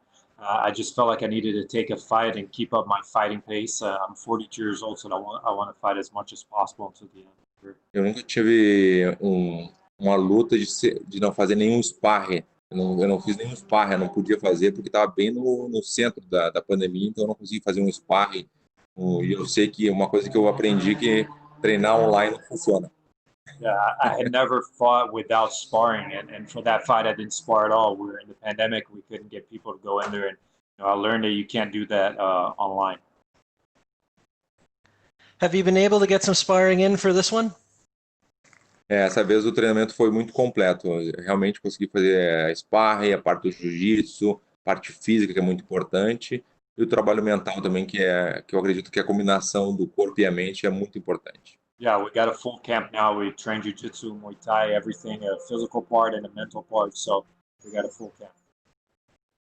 Were you surprised to see Gustafsson come up to heavyweight? And what are your thoughts on fighting him? What makes you want to fight him?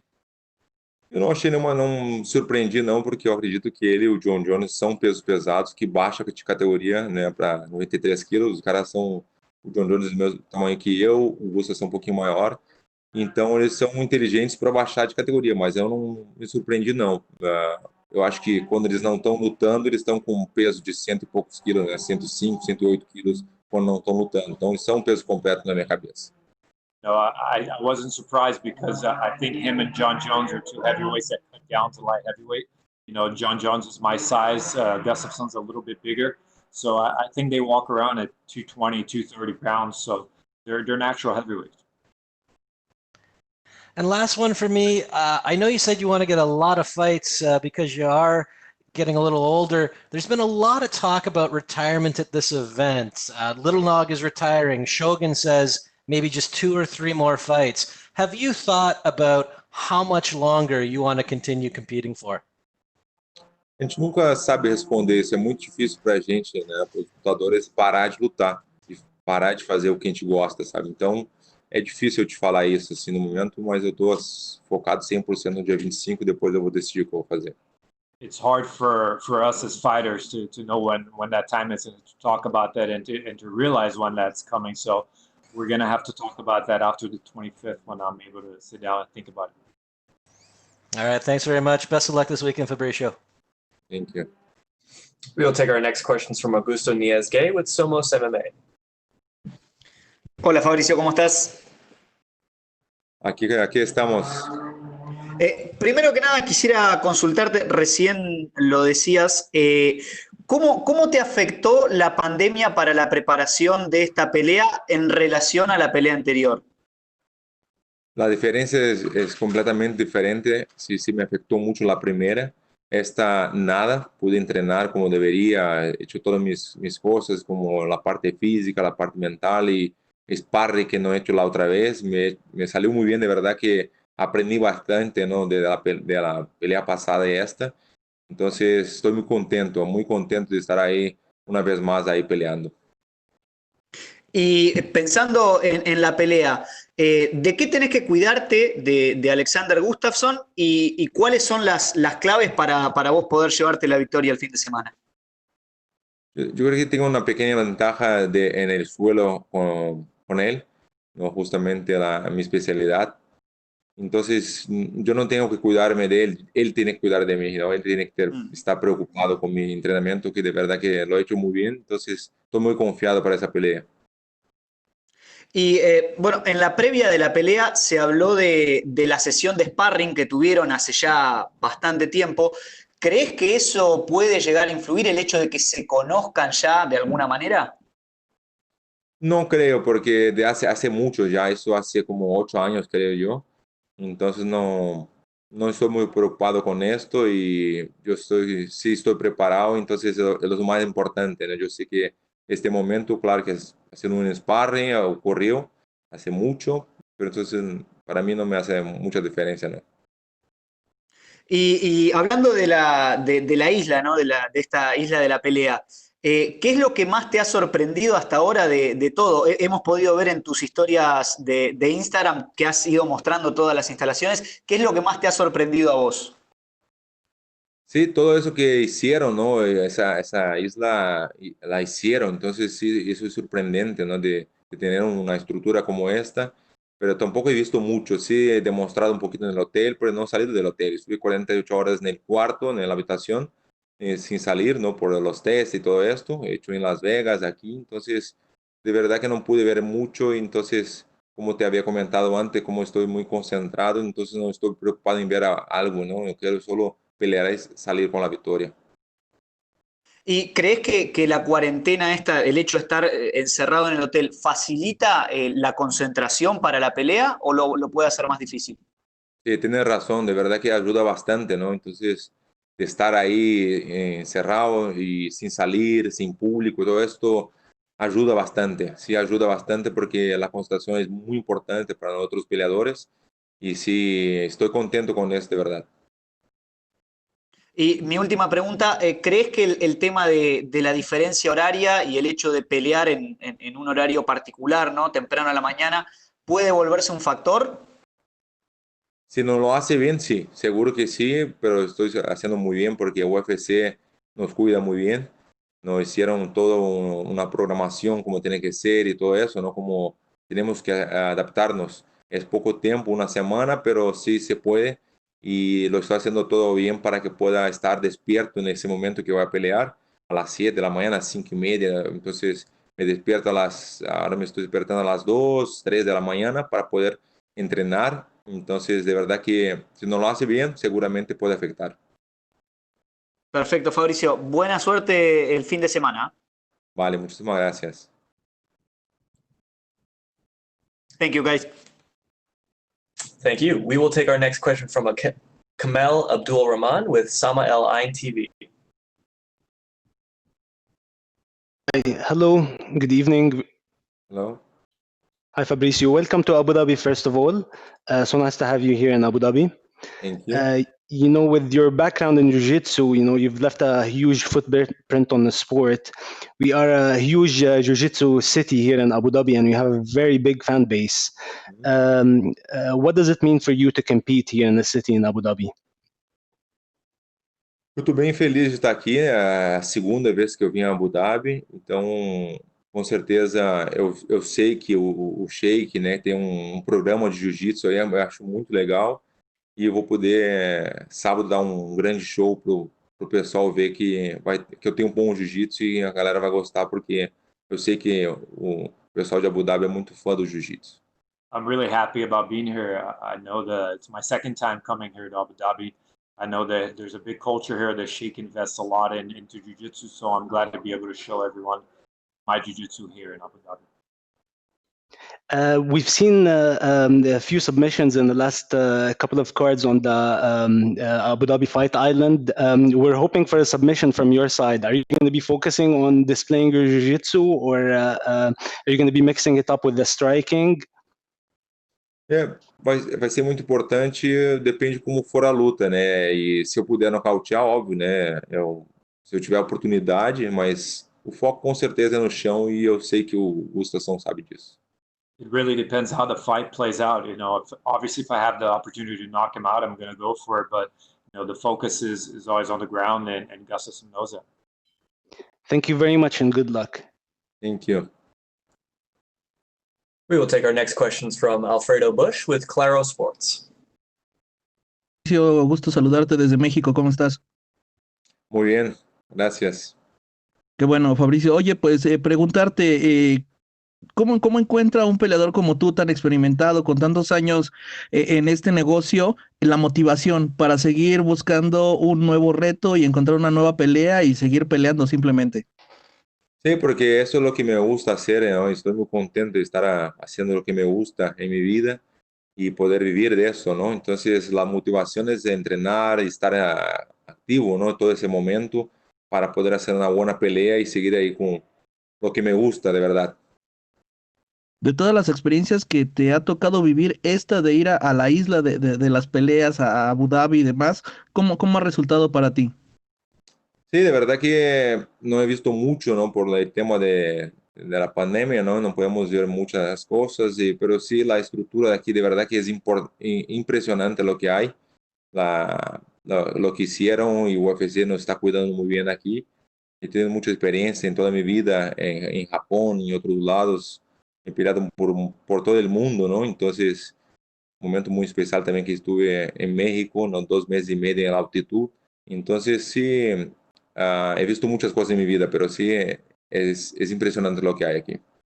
En tu carrera me imagino que has pasado por muchos momentos, pero a tu edad se disfruta más el proceso, todo lo que vives, ya sabes lo que va a pasar, cómo es la preparación y simplemente lo que a lo mejor está medio desconocido es la pelea, pero ¿lo disfrutas más ahora que antes?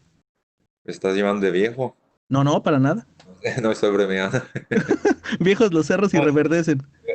Sí, de verdad que sí disfruto bastante, ¿no? Este momento, cuando era más joven, cuando tenía 20 años, disfrutaba bastante igual. Y es como te había dicho antes, ¿no? Disfruto porque es lo que me gusta hacer, ¿sabes? Entonces yo creo que no son toda la gente que tiene esa suerte de hacer lo que te gusta y poder vivir de esto, ¿no? Entonces todo el momento estoy disfrutando. Finalmente, Fabricio, ¿cómo has visualizado la pelea ante Alexander el sábado? Sí, visualizo como una sumisión, le van al suelo y sí, claro que si se puede noquearle, lo haré, pero sí, el plan vamos a llevar la pelea al suelo y seguramente él sabe que quiero llevar la pelea al suelo, pero tengo una buena estrategia para poder salir con la victoria. Perfecto, Fabricio, muchas gracias, suerte. Gracias. And we will take our next questions from Andrew Whitelaw with Whitelaw Sport. Fabricio, you fought some of the biggest names in heavyweight, almost all of them. Gus is new to the division. Where do you rank him in terms of a challenge in comparison to all the big challenges you faced in the past in this division? Como é que eu não entendi isso aí? Ele falou que você já lutou com quase todos os Todos, grandes é. nomes da categoria. Como é que é lutar agora com um cara que está chegando nessa? Sim, como eu falei antes, eu acredito muito que o Gustafsson já é um peso pesado que baixa para 93 quilos. E justamente foi eu que escolhi essa luta, né? Quando me ofereceram algumas opções, eu vi o nome dele e fiquei feliz, né? Eu acredito que meu jogo casa com o dele para ser com uma vitória. Like I said, I think Gustafsson is a true heavyweight that cuts down to 205. So, I had a few options, and when I saw his name, it made me happy. I think that our styles match up very well. As a former champion and with that win over Fedor, a lot of people talk about you as one of the best heavyweights of all time. Aside from yourself, who do you think deserves most to be in that conversation as the best heavyweight ever? Pô, eu fico muito feliz, né, de saber disso, né, de as pessoas acharem que eu sou um dos melhores pesos pesados do mundo. Eu trabalhei para isso, né, eu sempre quis ser o melhor e já consegui várias vezes, né, não só no MMA, mas no jiu-jitsu, no grappling e no MMA. Nas 3 modalidades mais importantes do mundo eu consegui ser o melhor, então eu fico muito feliz. I'm happy to hear that people consider me one of the best heavyweights in the world. I was able to. I always trained to be the best, and I was able to be the best in jiu-jitsu and grappling and in MMA. So I became the best in 3 disciplines. Is there anyone that you would pick who you see as the best heavyweight ever? É difícil eu falar isso assim, sabe, de dizer que eu sou o melhor. Eu prefiro que as pessoas falem que eu sou o melhor e eu aceito. Né? Quem mais você colocaria? Melhores. Com certeza o Fedor. Sem pensar, eu boto o Fedor como um dos melhores pesos pesados do mundo, né? na minha opinião, ele vai sempre ser assim o melhor do mundo, né? O Fedor. Definitely Fedor. You don't even have to think much about it. He's obviously one of the best in the world. Rodriguez. And there's a little bit of an old school feel about the card. We have, you're one of a few Pride legends on the card. I just wanted to know what was so special about that time in your eyes. What did that mean to you? Você é algum dos caras do Pride lutou nesse evento, né? Como é que era especial aquela época? Com certeza o Pride foi um dos eventos mais especiais que eu já lutei na minha vida. Eu já lutei vários, mas o Pride eu tenho um carinho muito grande pelo público também, que te respeita muito. E realmente eu nunca mais vou esquecer, né? Do Pride, né? E acho que o Pride na nossa cabeça vai ser eterno. Yeah, Pride was very special. I fought in a lot of different promotions, but Pride was different. It was a different time, and it's going to stay with our hearts. Thank you, sir. Good luck. Thank you. Thank you so much, Fabricio. That is all the questions we have for you. We appreciate your time. Thank you. Valeu.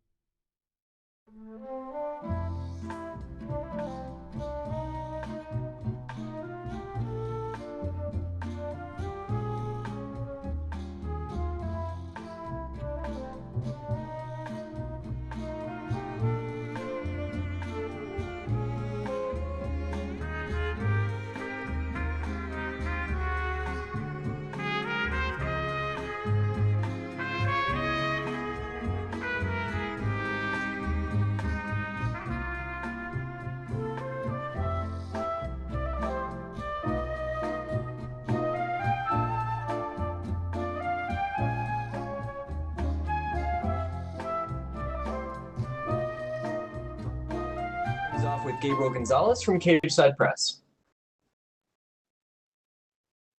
Hey, Rob. So you had said after the last fight you wanted to travel more. You didn't want to just be in Australia. Does being on Fight Island live up to that in that regard? Yeah, a little bit. With the world the way it is, and the fact we're not allowed to leave the island, it's a little different to my plans. But it's good to be here. How have you enjoyed the experience so far?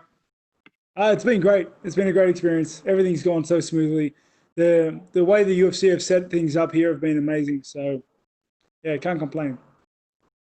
You've talked about you don't get into the war of words with these guys. You just go out there and let the skills do the talking. But Darren said he's been trying to talk trash to you and it's just not working. What kind of stuff has he been saying? Has he been sliding into your DMs like he does everybody else? I think a couple of times. I don't know. I don't pay attention to much things though. Like I just worry about what I'm doing. I don't have time for a lot of that stuff. I have a lot of things I'm juggling that I'm really working on at the moment. So you stepped away in March, and you've talked about it a lot. You're just feeling that burnout and everything else. Now that you're back on the track and you're obviously a top contender, you know everything that goes into being the champion and the pressure and the attention. Just very bluntly, do you still want the belt like you did before, knowing how much stress and everything else comes with it? Honestly, nothing's changed with my hunger to fight.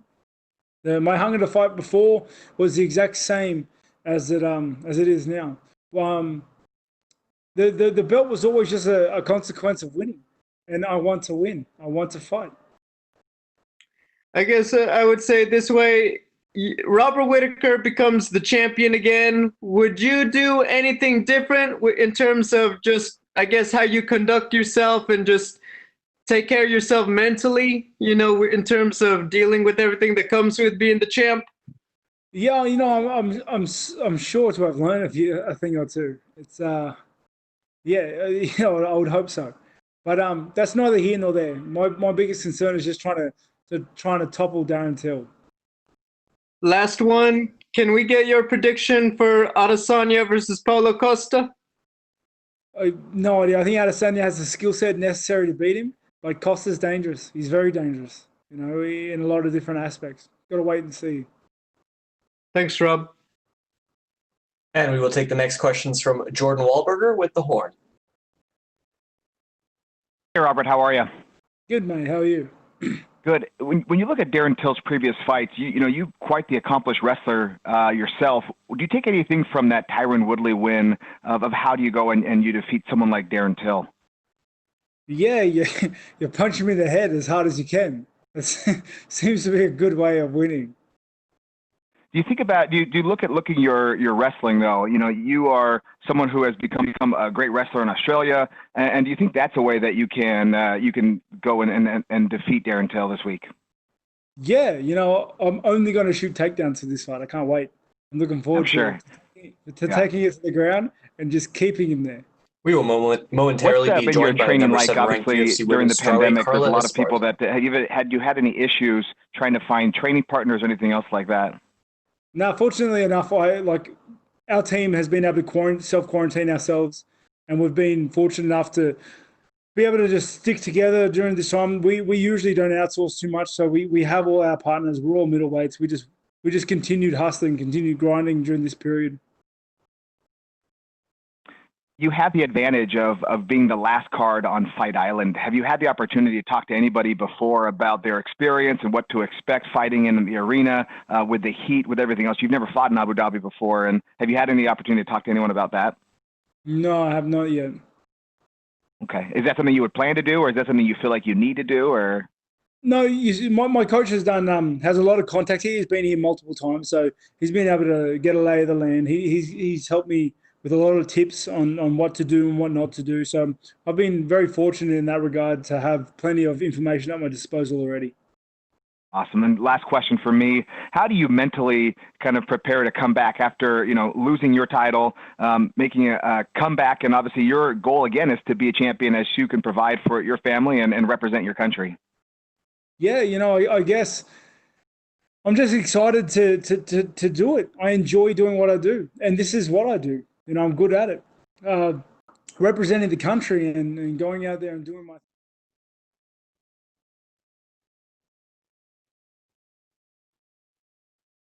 We now welcome former UFC Women's Strawweight Champion and number 7 ranked contender Carla Esparza. Carla, thank you for joining us today. Yeah, thanks for having me. We will take the first question from Gabriel Gonzalez with Cageside Press. Hey, Cookie Monster, how's it going? Great, now that I'm out of quarantine. Talk to me about that. How's the Fight Island experience been for you in terms of, I guess, getting yourself ready during fight week without a lot of the, comforts of doing it at a normal schedule? Honestly, it really hasn't been too far off of my normal schedule because I got all my training in at home this past week. So I normally take like 2 days off anyway. So I kind of just scheduled it so that my time here would be my rest days. So just kind of, it actually hasn't been too bad. And then when we got out of quarantine, like the first thing we did was hit a training session and then jump to the beach. You just signed the new deal, and I think first congratulations, but I think everyone was surprised because you took aim at Claudia Gadelha, she took aim at you, and the fight didn't happen. Was the UFC just not into it or what? I don't think that it's that the UFC wasn't into it. Like I actually was offered this fight with Marina and I was like, I want to fight Claudia. What's up with that? And apparently she just wasn't ready yet and they told me she wasn't going to be ready for a while. And I was like, can I wait? Like how long is the wait going to be? They're like, it's going to be like a while until she's ready to come back. And I was like, all right, well, I'm not going to sit around and wait for it. Like I want to fight. I want to stay active. I'm ready. Like I didn't take any damage my last fight. Like I want to go. On the, this one is a big fight in the strawweight division. Obviously, there's a lot of jockeying for position outside of the top 3. Do you feel like this one could get you back into that conversation to be one of the players for the title? Definitely. Yeah, I'm on a good little streak, and I think if I have a dominant win, then that will definitely get me back in that conversation. My final question, obviously the fight got moved around a little bit in terms of the date. Can you just talk about having to make that adjustment in terms of your preparation? Honestly, like, my phone was getting blown up in the morning by the manager, and I'm like, what's going on? Like, and he kind of explained to me what was going on with their positive tests of her corner and everything, and at first I was stressed out, but I really started to think about it, and I was like, well, it's kind of a short notice fight anyway. This gives me more time to prepare. My coach actually had been out of town most of my camp, so. I had another week at home with my coach and just more time to prepare at home. And, I had, a couple little minor injuries, boo-boos. I was just like, gave me a little more time to heal and get my weight down. Not that the weight is ever an issue, but just kind of get it exactly where I wanted it because I knew I was going to be in quarantine, so not able to train as much. So, everything kind of just worked out, honestly. Thank you, Carla. Thank you. We'll take the next set of questions from Gabriel Pangalangan with Dojo Drifter. Hello from the Philippines, Carla. How you doing? Hey, how's it going? I'm great. All right. So looking at their opponent's skill set, what part of her arsenal do you think you have to watch out for the most? Honestly, I think probably her most dangerous part of her arsenal is her clinch game, her knees and her elbows are super sharp. She has a really nice clinch. She's been able to kind of frustrate a lot of people in that position. And when it comes to your game plan, how do you see, when you visualize this victory, how do you see yourself winning this weekend? I've been working on all parts of my game, but I feel like I've been my submissions have been really nice lately. I've been pretty smooth. So, I've been working on a certain one of them, and I'd love to have my hand raised with one of those. Yeah, and actually your opponent is undefeated, so you could actually give her that first loss of her career. Yeah, definitely. It won't be my first time breaking someone's streak. So, like always, I go in there to win, Yes, and I was actually curious because fight weeks can get pretty hectic with open workouts and the media scrums. Do you prefer this, a more low-key fight week? I mean, yeah, it is nice just being able to kind of like chill and focus and like all the stuff during fight week is great because, it's just part of the process, but it is nice to just be able to like focus on the fight. It kind of takes me back to my wrestling days, like back in the day, you just showed up, you stepped on the scale, you stepped off, and then time to wrestle. It's just complete focus on what was in front of you. So it is kind of cool, but yeah, I mean, either way, I'm ready to fight because even though we didn't have all the media stuff, I mean, there was a lot of other like, kind of stuff in the way, like the quarantines and testings and this and that, Yeah, and lastly for me, we saw on your social media that you actually visited the Philippines. Do you think the Philippines would make a nice location for another Fight Island event in the future? Oh my God, heck yeah. Like the Philippines is so amazing. One of my favorite destinations on the planet. It's so beautiful and like I think it would be great for a Fight Island event because, like it's, you know, um, most people speak English out there. Like it's beautiful, the weather's great. Like I don't really think you can go wrong with the Philippines. And, if there is one in the Philippines, count me in. Well, we definitely hope for that and would look forward to that. Best of luck this weekend, Carla. Thank you. Thank you. And we will take our next set of questions from Kamel Abdul Rahman from Sama Al Ain TV. Good evening, Carla. How are you? I'm great. First of all, welcome to Abu Dhabi. So nice to have you here. Just wanted to ask you, is there anything special you did to prepare for the fight, with the whole mystery of the fight island, the time difference, the jet lag? There's nothing like specifically I did for that except just making sure to try to get my weight low so that I wasn't sure what we were going to be coming to here. I knew we were going to have like almost 4 days of no training, so I wanted to make sure to get my weight pretty low so that I wouldn't be stressing on that like during fight week. Cool. Okay, and I would like to have your reflections in general on the development of the strawweight division. With you being one of the pioneers and the first champion, you want to have the belt for a while, but more recently the belt has been changing hands with Rose and Jessica and Whaley, with a lot of contenders as well throwing their names into the mix.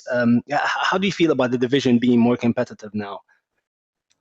I think it's great for the division. For me, like when you have like that one champion and like a Ronda Rousey or like a Chris Cyborg, like it's great and they're like a star. But for me, having like a few champions and you don't know who's gonna win, like it just makes a whole division and all the matchups more exciting. And I think that's what's made the strawweight division the most exciting of the women's divisions in the UFC. Wonderful. Thank you very much. Enjoy your stay in Abu Dhabi. Thank you. And we will take our next questions from Damon Martin with MMA Fighting. Hey, Carla. When the pandemic hit, we talked, and you were one of the fighters who was most outspoken about wanting to stay active and stay busy. Your second fight now during this time period, I know a little scared with the whole COVID-19 thing with your opponent, but are you happy to have this kind of schedule, and would you like to stay on this kind of schedule if everything goes well on Saturday? Oh, definitely. I love it.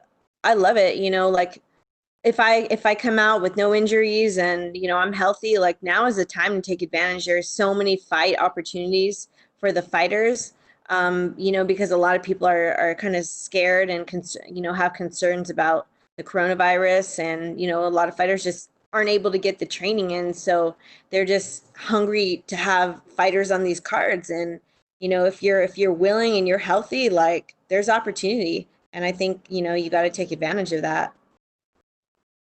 Carla, where you're at in your career, you're a former champion. You're still ranked in, I think it's the top 6 of the division.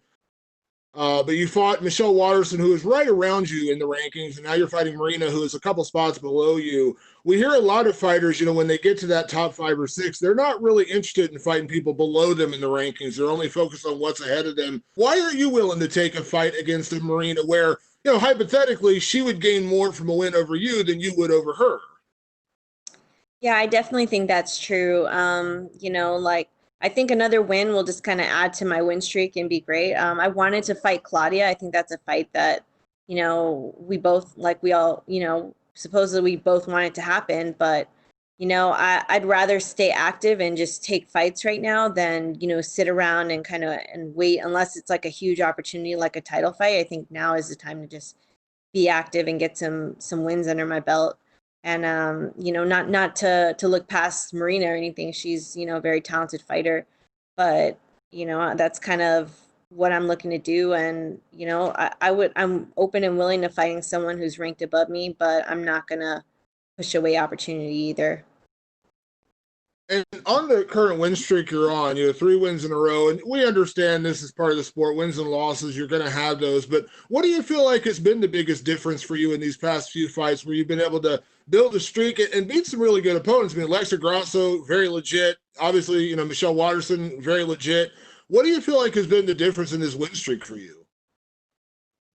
I think, after I had, my first 2 losses in a row in my career, I just kind of took a step back and really, try to make some big changes, because it really made me take a step back and, what's going on? What do I need to do to, prevent this from happening again? How am I going to evolve my game? And, where are my holes? And I really think that's made the difference.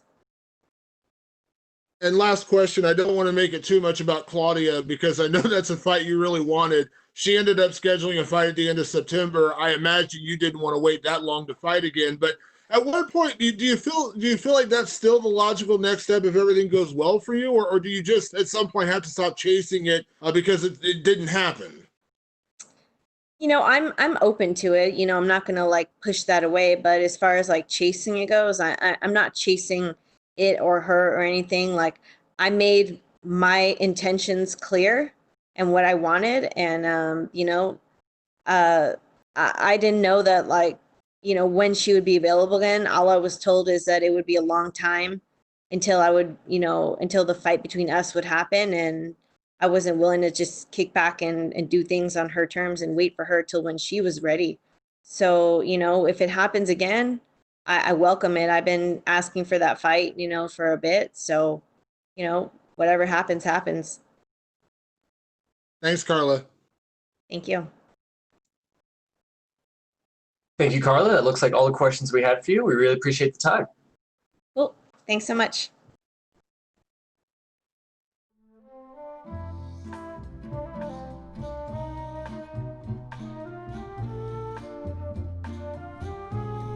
Next up, we will be joined by the last athlete available today, UFC middleweight Darren Till.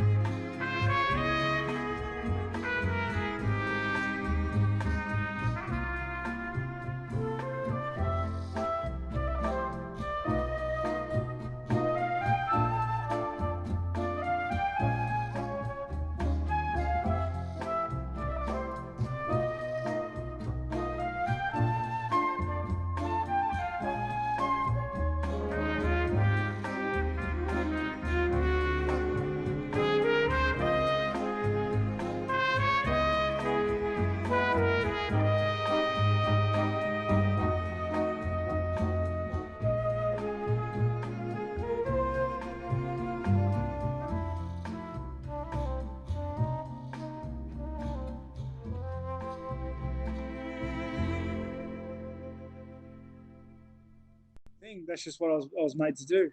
It's just a natural result of things. Awesome. Congratulations and best of luck this week. Thank you. And we will take our next questions from Nesta McGregor with BBC. Good evening, it is here, Robert from the UK. Despite the accent, I'm really looking forward to this fight, and I'd like to say I'm neutral, by the way. You mentioned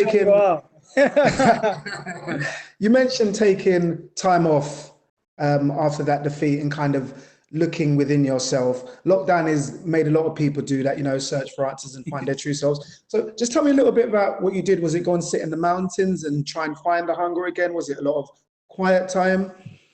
No, I just spent plenty of family time. I took my kids to daycare. I picked them up from daycare sometimes. I made them peanut butter sandwiches. I did all the little things that I couldn't do normally, and that was very refreshing in a way. Okay, Jorge Masvidal says Darren Till is the hardest puncher he's ever faced, and that's some accolade. Can you prepare for something like that? Do you get your coach to whack you with a sledgehammer? We now welcome the number 5 ranked UFC middleweight contender in the world, Darren Till. Darren, thank you for joining us today, sir. We will take the first question from Nesta McGregor with BBC. Hey, good afternoon, Darren. How you doing? Not too bad, mate. Just coping with the heat. I can imagine. Well, listen, I'm in Manchester, and we know the north of London, England, the UK, everywhere has got your back this weekend, man. I just wanted to know, we spoke to Robert earlier today, who says, he's kind of a smiley, happy-go-lucky guy. We know you like to slide in DMs and rile people up. Does that help you more get ready, or is that more about throwing people off their game?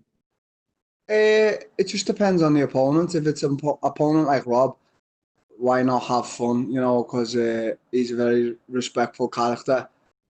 So there's not animosity there. There's not I'm not trying to get in his head. Whether I am or I'm not, I don't think I am, to be quite honest. I've just been having a joke and a laugh at him. But then there's other times with opponents where, sometimes it gets a little bit more heated and words get exchanged and so forth, so on. So I just think it depends on the fight and the person you're fighting. And it's hard to sort of smack talk a guy like someone like Whittaker.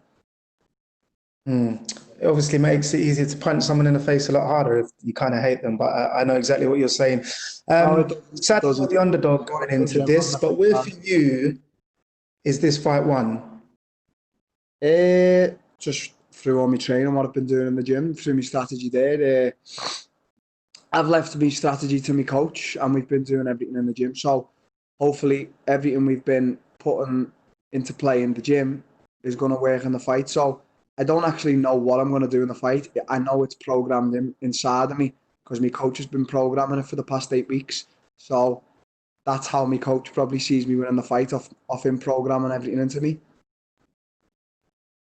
Okay, just 2 more very quick questions, and I don't mean to stir, but I don't think you can do a press conference without Conor McGregor's name being mentioned. So let's say at the end of this, you're victorious on Saturday. Dana White says middleweight championship, or Conor McGregor at Anfield, sold out crowd, and we can watch again. Which would you prefer? Middleweight title. Conor McGregor's a lightweight. He's 2 weights below me. Yeah. Wouldn't happen. You're not willing to drop down. The reason why I mentioned Anfield is because obviously you're a big Liverpool fan. They pick up the title tomorrow. Will you be watching? And have you got a message for the team? You know what? No, I won't be watching. I'm here to look after myself and focus on what I've got to do on Saturday. So, I hope the team do well, but I'm not really interested in what anyone else is doing or any other sports is doing. I'm here to do business on Saturday. I'm here for myself and myself only, and my team and my family. Perfect. Nice and focused. Look, good luck on Saturday, man. Thank you. We'll take the next questions from Julian Kiewicz with Independent Media. How's it, Darren? Yep. Can you just explain to me? I think I've listened along the grapevine about your reaction to that Masvidal fight. How did that change you mentally after that loss, and just your turnaround emotionally and mentally towards the fight game? What was that? Just after the Masvidal fight, how did that impact you in just getting more drive and getting back and just pushing yourself harder? I didn't. I was sad for a long time, and I had to just sort of build myself back up over a long period of time, and just that sort of face some demons, and it was, it was quite tough. But it was 2 fights ago, so I don't really think about it no more. And then just tell us, in terms of the middleweight, are you going to be settling at middleweight now? Is this where you feel you're going to be comfortable? Yeah, I'm quite comfortable at the weight. I'm close to the weight, so I think it's a good weight. I could probably make welterweight if I tried for one last time. If it was a big money fight or something like that. But I'm comfortable at middleweight. I feel like I've grown into it now. Thank you so much. All the best for Saturday. Thank you very much. We will take the next question from Gabriel Gonzalez with Cageside Press. Darren, I think everybody's noticed that you've been very active on social media. Would you say you've been successful in doing what you wanted to do and getting your name in everyone's conversation?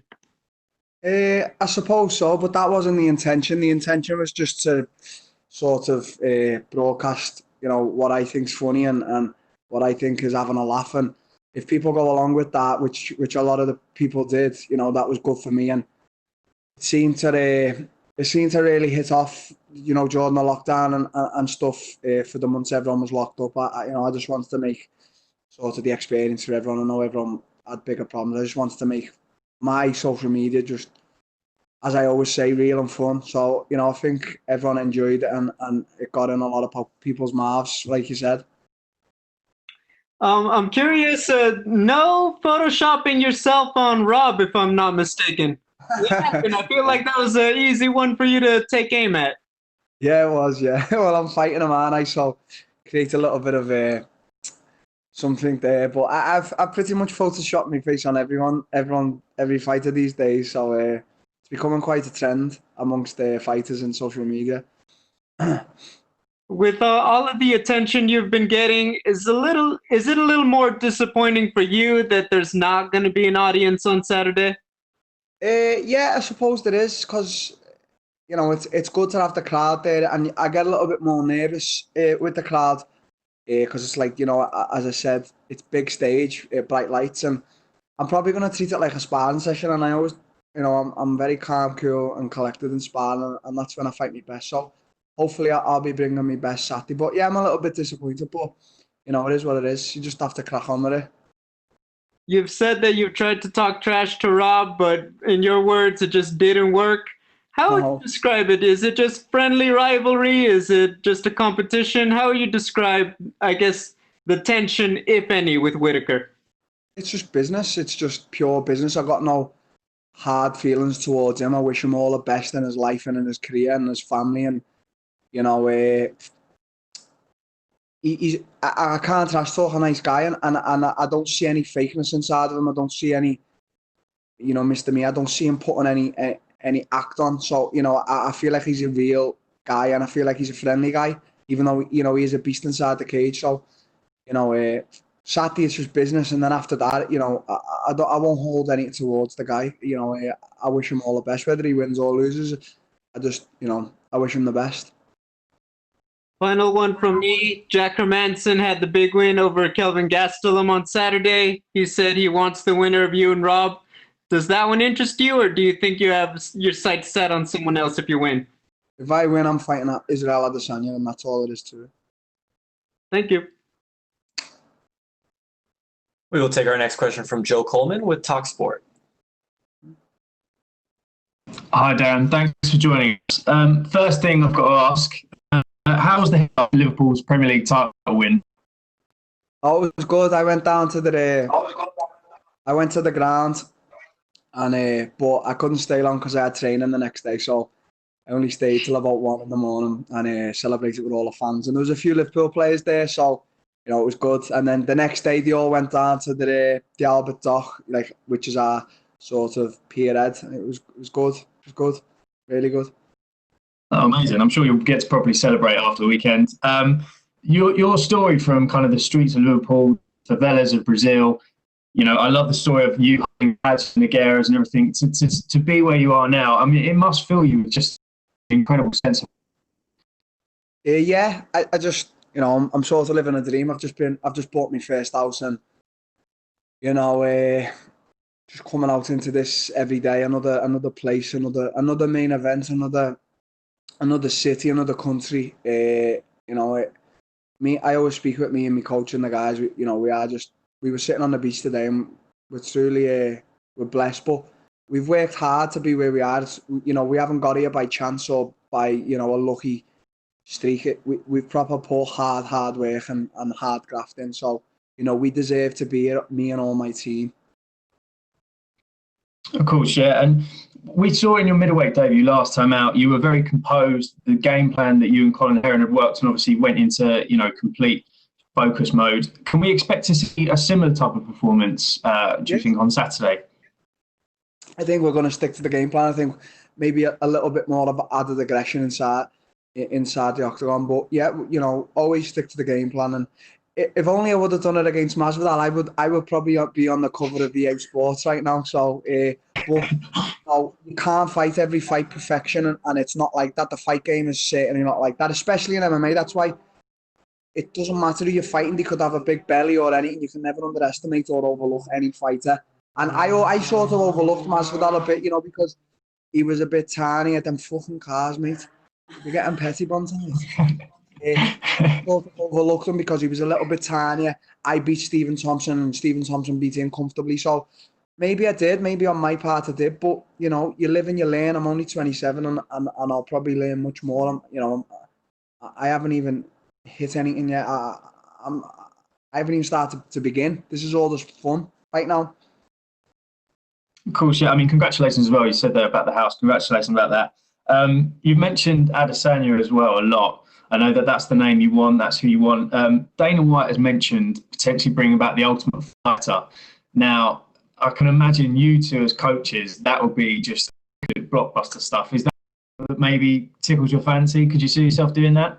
Yeah, for sure. If him and Costa don't do it, and if him and Costa don't fight, which I don't know if I see it. Yeah, I'll step in.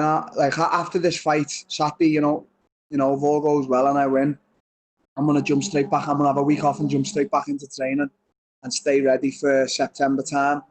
And you know, something could happen. You know, even if the fight doesn't go ahead September, and you know, decide to make it tough and it's me and him, yeah, I'm all for that. And as I said, it's another experience and it's another, you know, it's sort of another medal to everything I've already, you know, achieved and done. So yeah, I'm up for it. Excellent. And just one last one from me, Darren.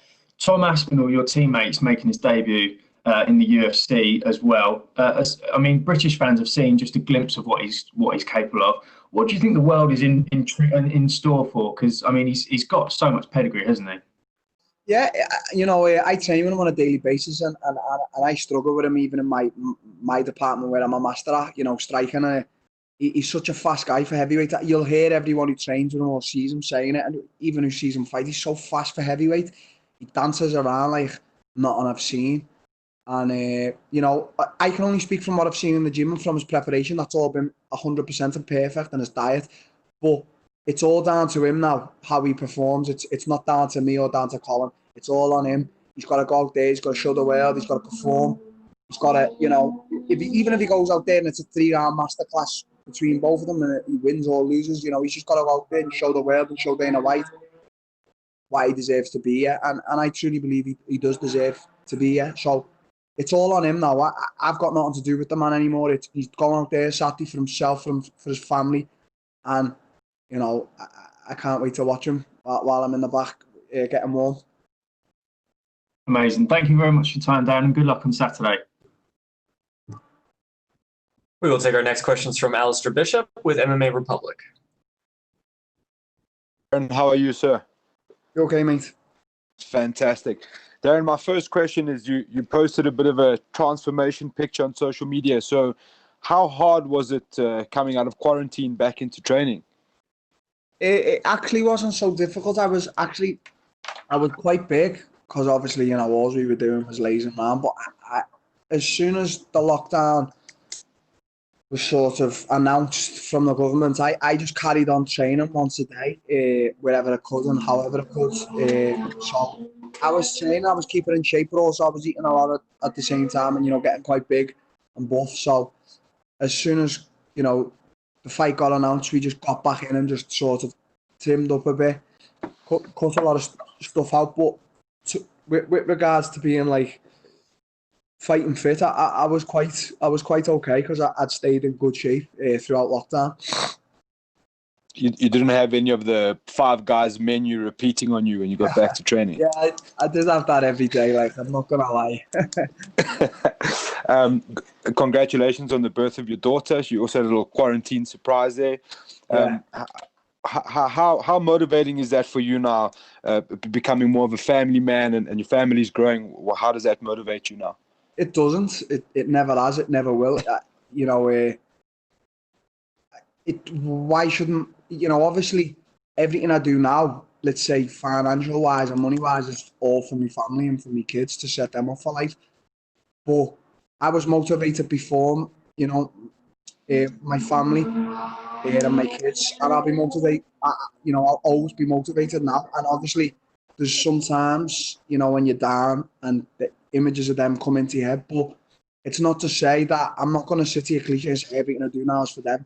You know, everything money wise and financial wise, and obviously for them to be proud of the father is right. But you know, I just don't like it when people say, "Oh, there's extra motivation there." You should have been motivated from the start. You should have been motivated from the minute you started fighting. You should have had 100% in the gym every single day. I always say, if you're not going to give 100%, there's no point you going. And there's days like where I know I won't give 100%, and there's days I don't go because it's pointless me being there wasting my time and wasting my coach's time. You mentioned the heat briefly as you sat down. How hard? I was in Abu Dhabi last year for the Khabib card, and I know what it's like there. How hard is it to adjust to the heat moving around there at the moment? It's at the moment it's quite sweaty. It's good. You get your little slight breezes, but it's hot. We went to the beach today and it was super hot. I think it was like 43, something like that. So, you know, it was sweaty. It was hard. It was hard to breathe. Does it make weight cutting a little bit easier? Fucking up, so. Thank you, man. All the best. Thank you. And we will take our next questions from Luis Green with MMA Crazy. Hi, Darren. You mentioned before, obviously, about your teammate Thomas Benoit making his UFC debut, but you've also got your teammate Mike Grundy as well. So, what's it like been on the run up to this fight, having them, you know, and having them being all together in the run up to this fight? Yeah, it's like a team Carbon takeover on Fight Island sort of thing. You know, there's about 7 or 8 of us out here and we're all just chill. We haven't even spoke about the fight. Not one bit. We've just trained, we've chilled, we've went to the beach, we've we're eating good food, you know, we're sleeping well, but we're getting along, we're having laughs. That's what it's about, you know, we're all here to enjoy this experience, and then Saturday we're going to fight. So, yeah, it's sort of like a little team Carbon takeover, and, you know, as I said before with Tom, Grundy and Tom are here to do their business and I'm here to do mine. So, you know, let's hope we're all prepared and we're all going to show for it on Saturday. Yeah, nice. And obviously Whittaker being a former champion, how important is this matchup for you in, you know, in terms of getting you closer to a shot at that title?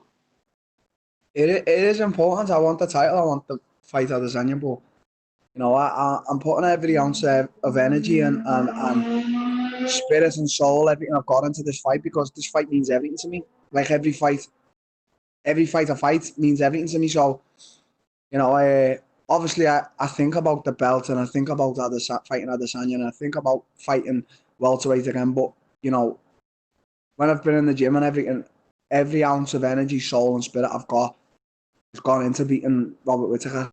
Because that's all that matters right now.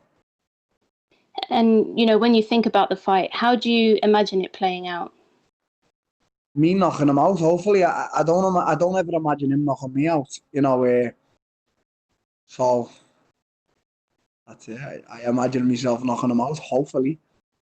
Okay, cool. And you obviously mentioned about, you know, you want Israel Adesanya next if you do get the win. What is your prediction for Israel taking on Paulo Costa next? How do you see that playing out? We'll have to see. I'll have to make the prediction when they've both made weight because, up to now, nothing seems concrete. But I think it's a 50-50. I think Adesanya a little bit more because he's a bit more technical. But Costa's a big power puncher, and he's powerful and he can go the 5 rounds. So I think it's a 50-50 fight at the moment. Okay, thank you. Thank you. And we will take our last questions from Damon Martin with MMA Fighting. Hey, Darren, you mentioned, maybe for a super fight for a lot of money, you would consider going back to welterweight, but you seem so much healthier and happier at middleweight. Is it weird to think about making those cuts to welterweight? We see Anthony Johnson now. We're like, how did that guy ever make welterweight?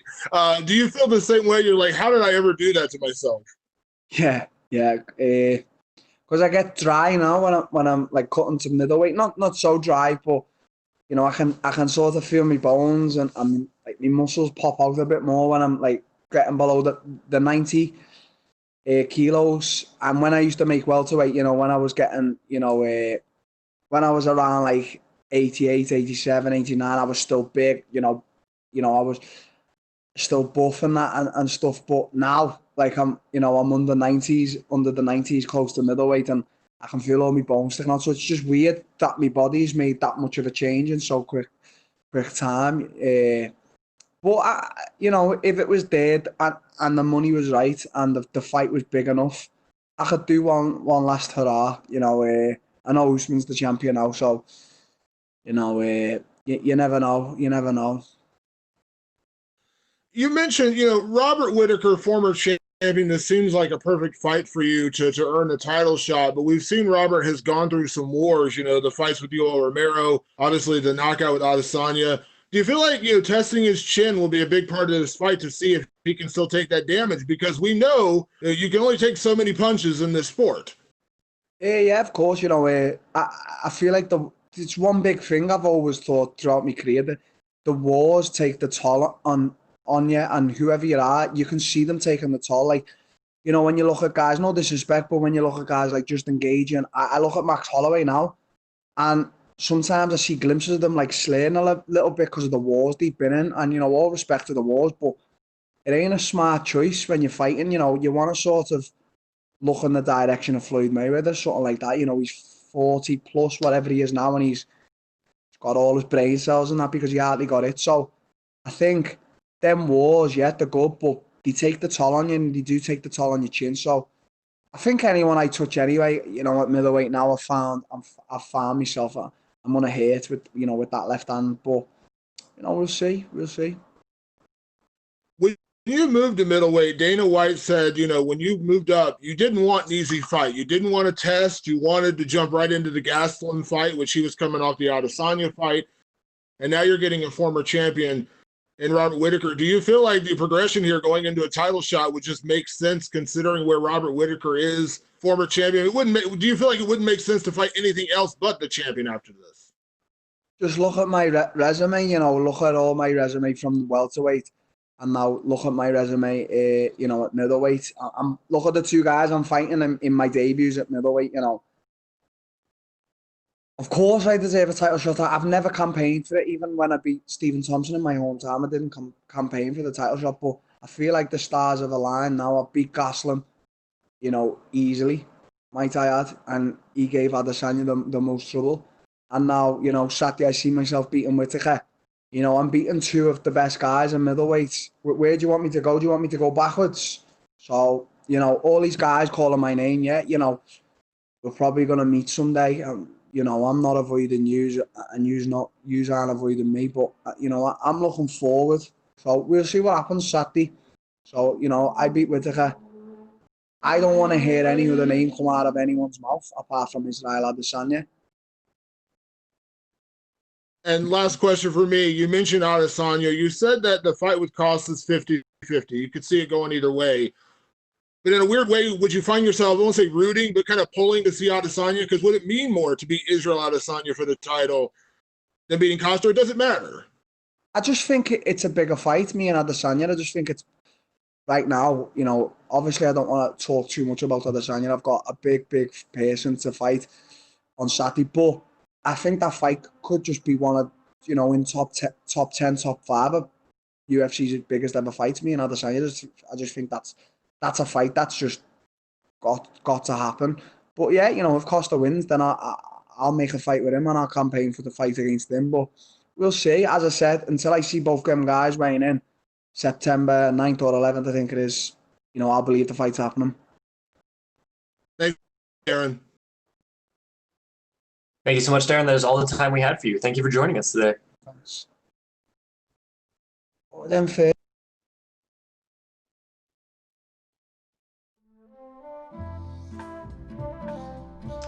That concludes today's virtual media day. We would like to thank everyone for joining today's event and your supporting coverage. If you have not yet registered for the UFC Fight Night Whittaker versus Till post-fight media availability and you wish to do so, please register today. We will distribute video and audio downloads from today's event to your emails as soon as they are available. Have a great day, everyone.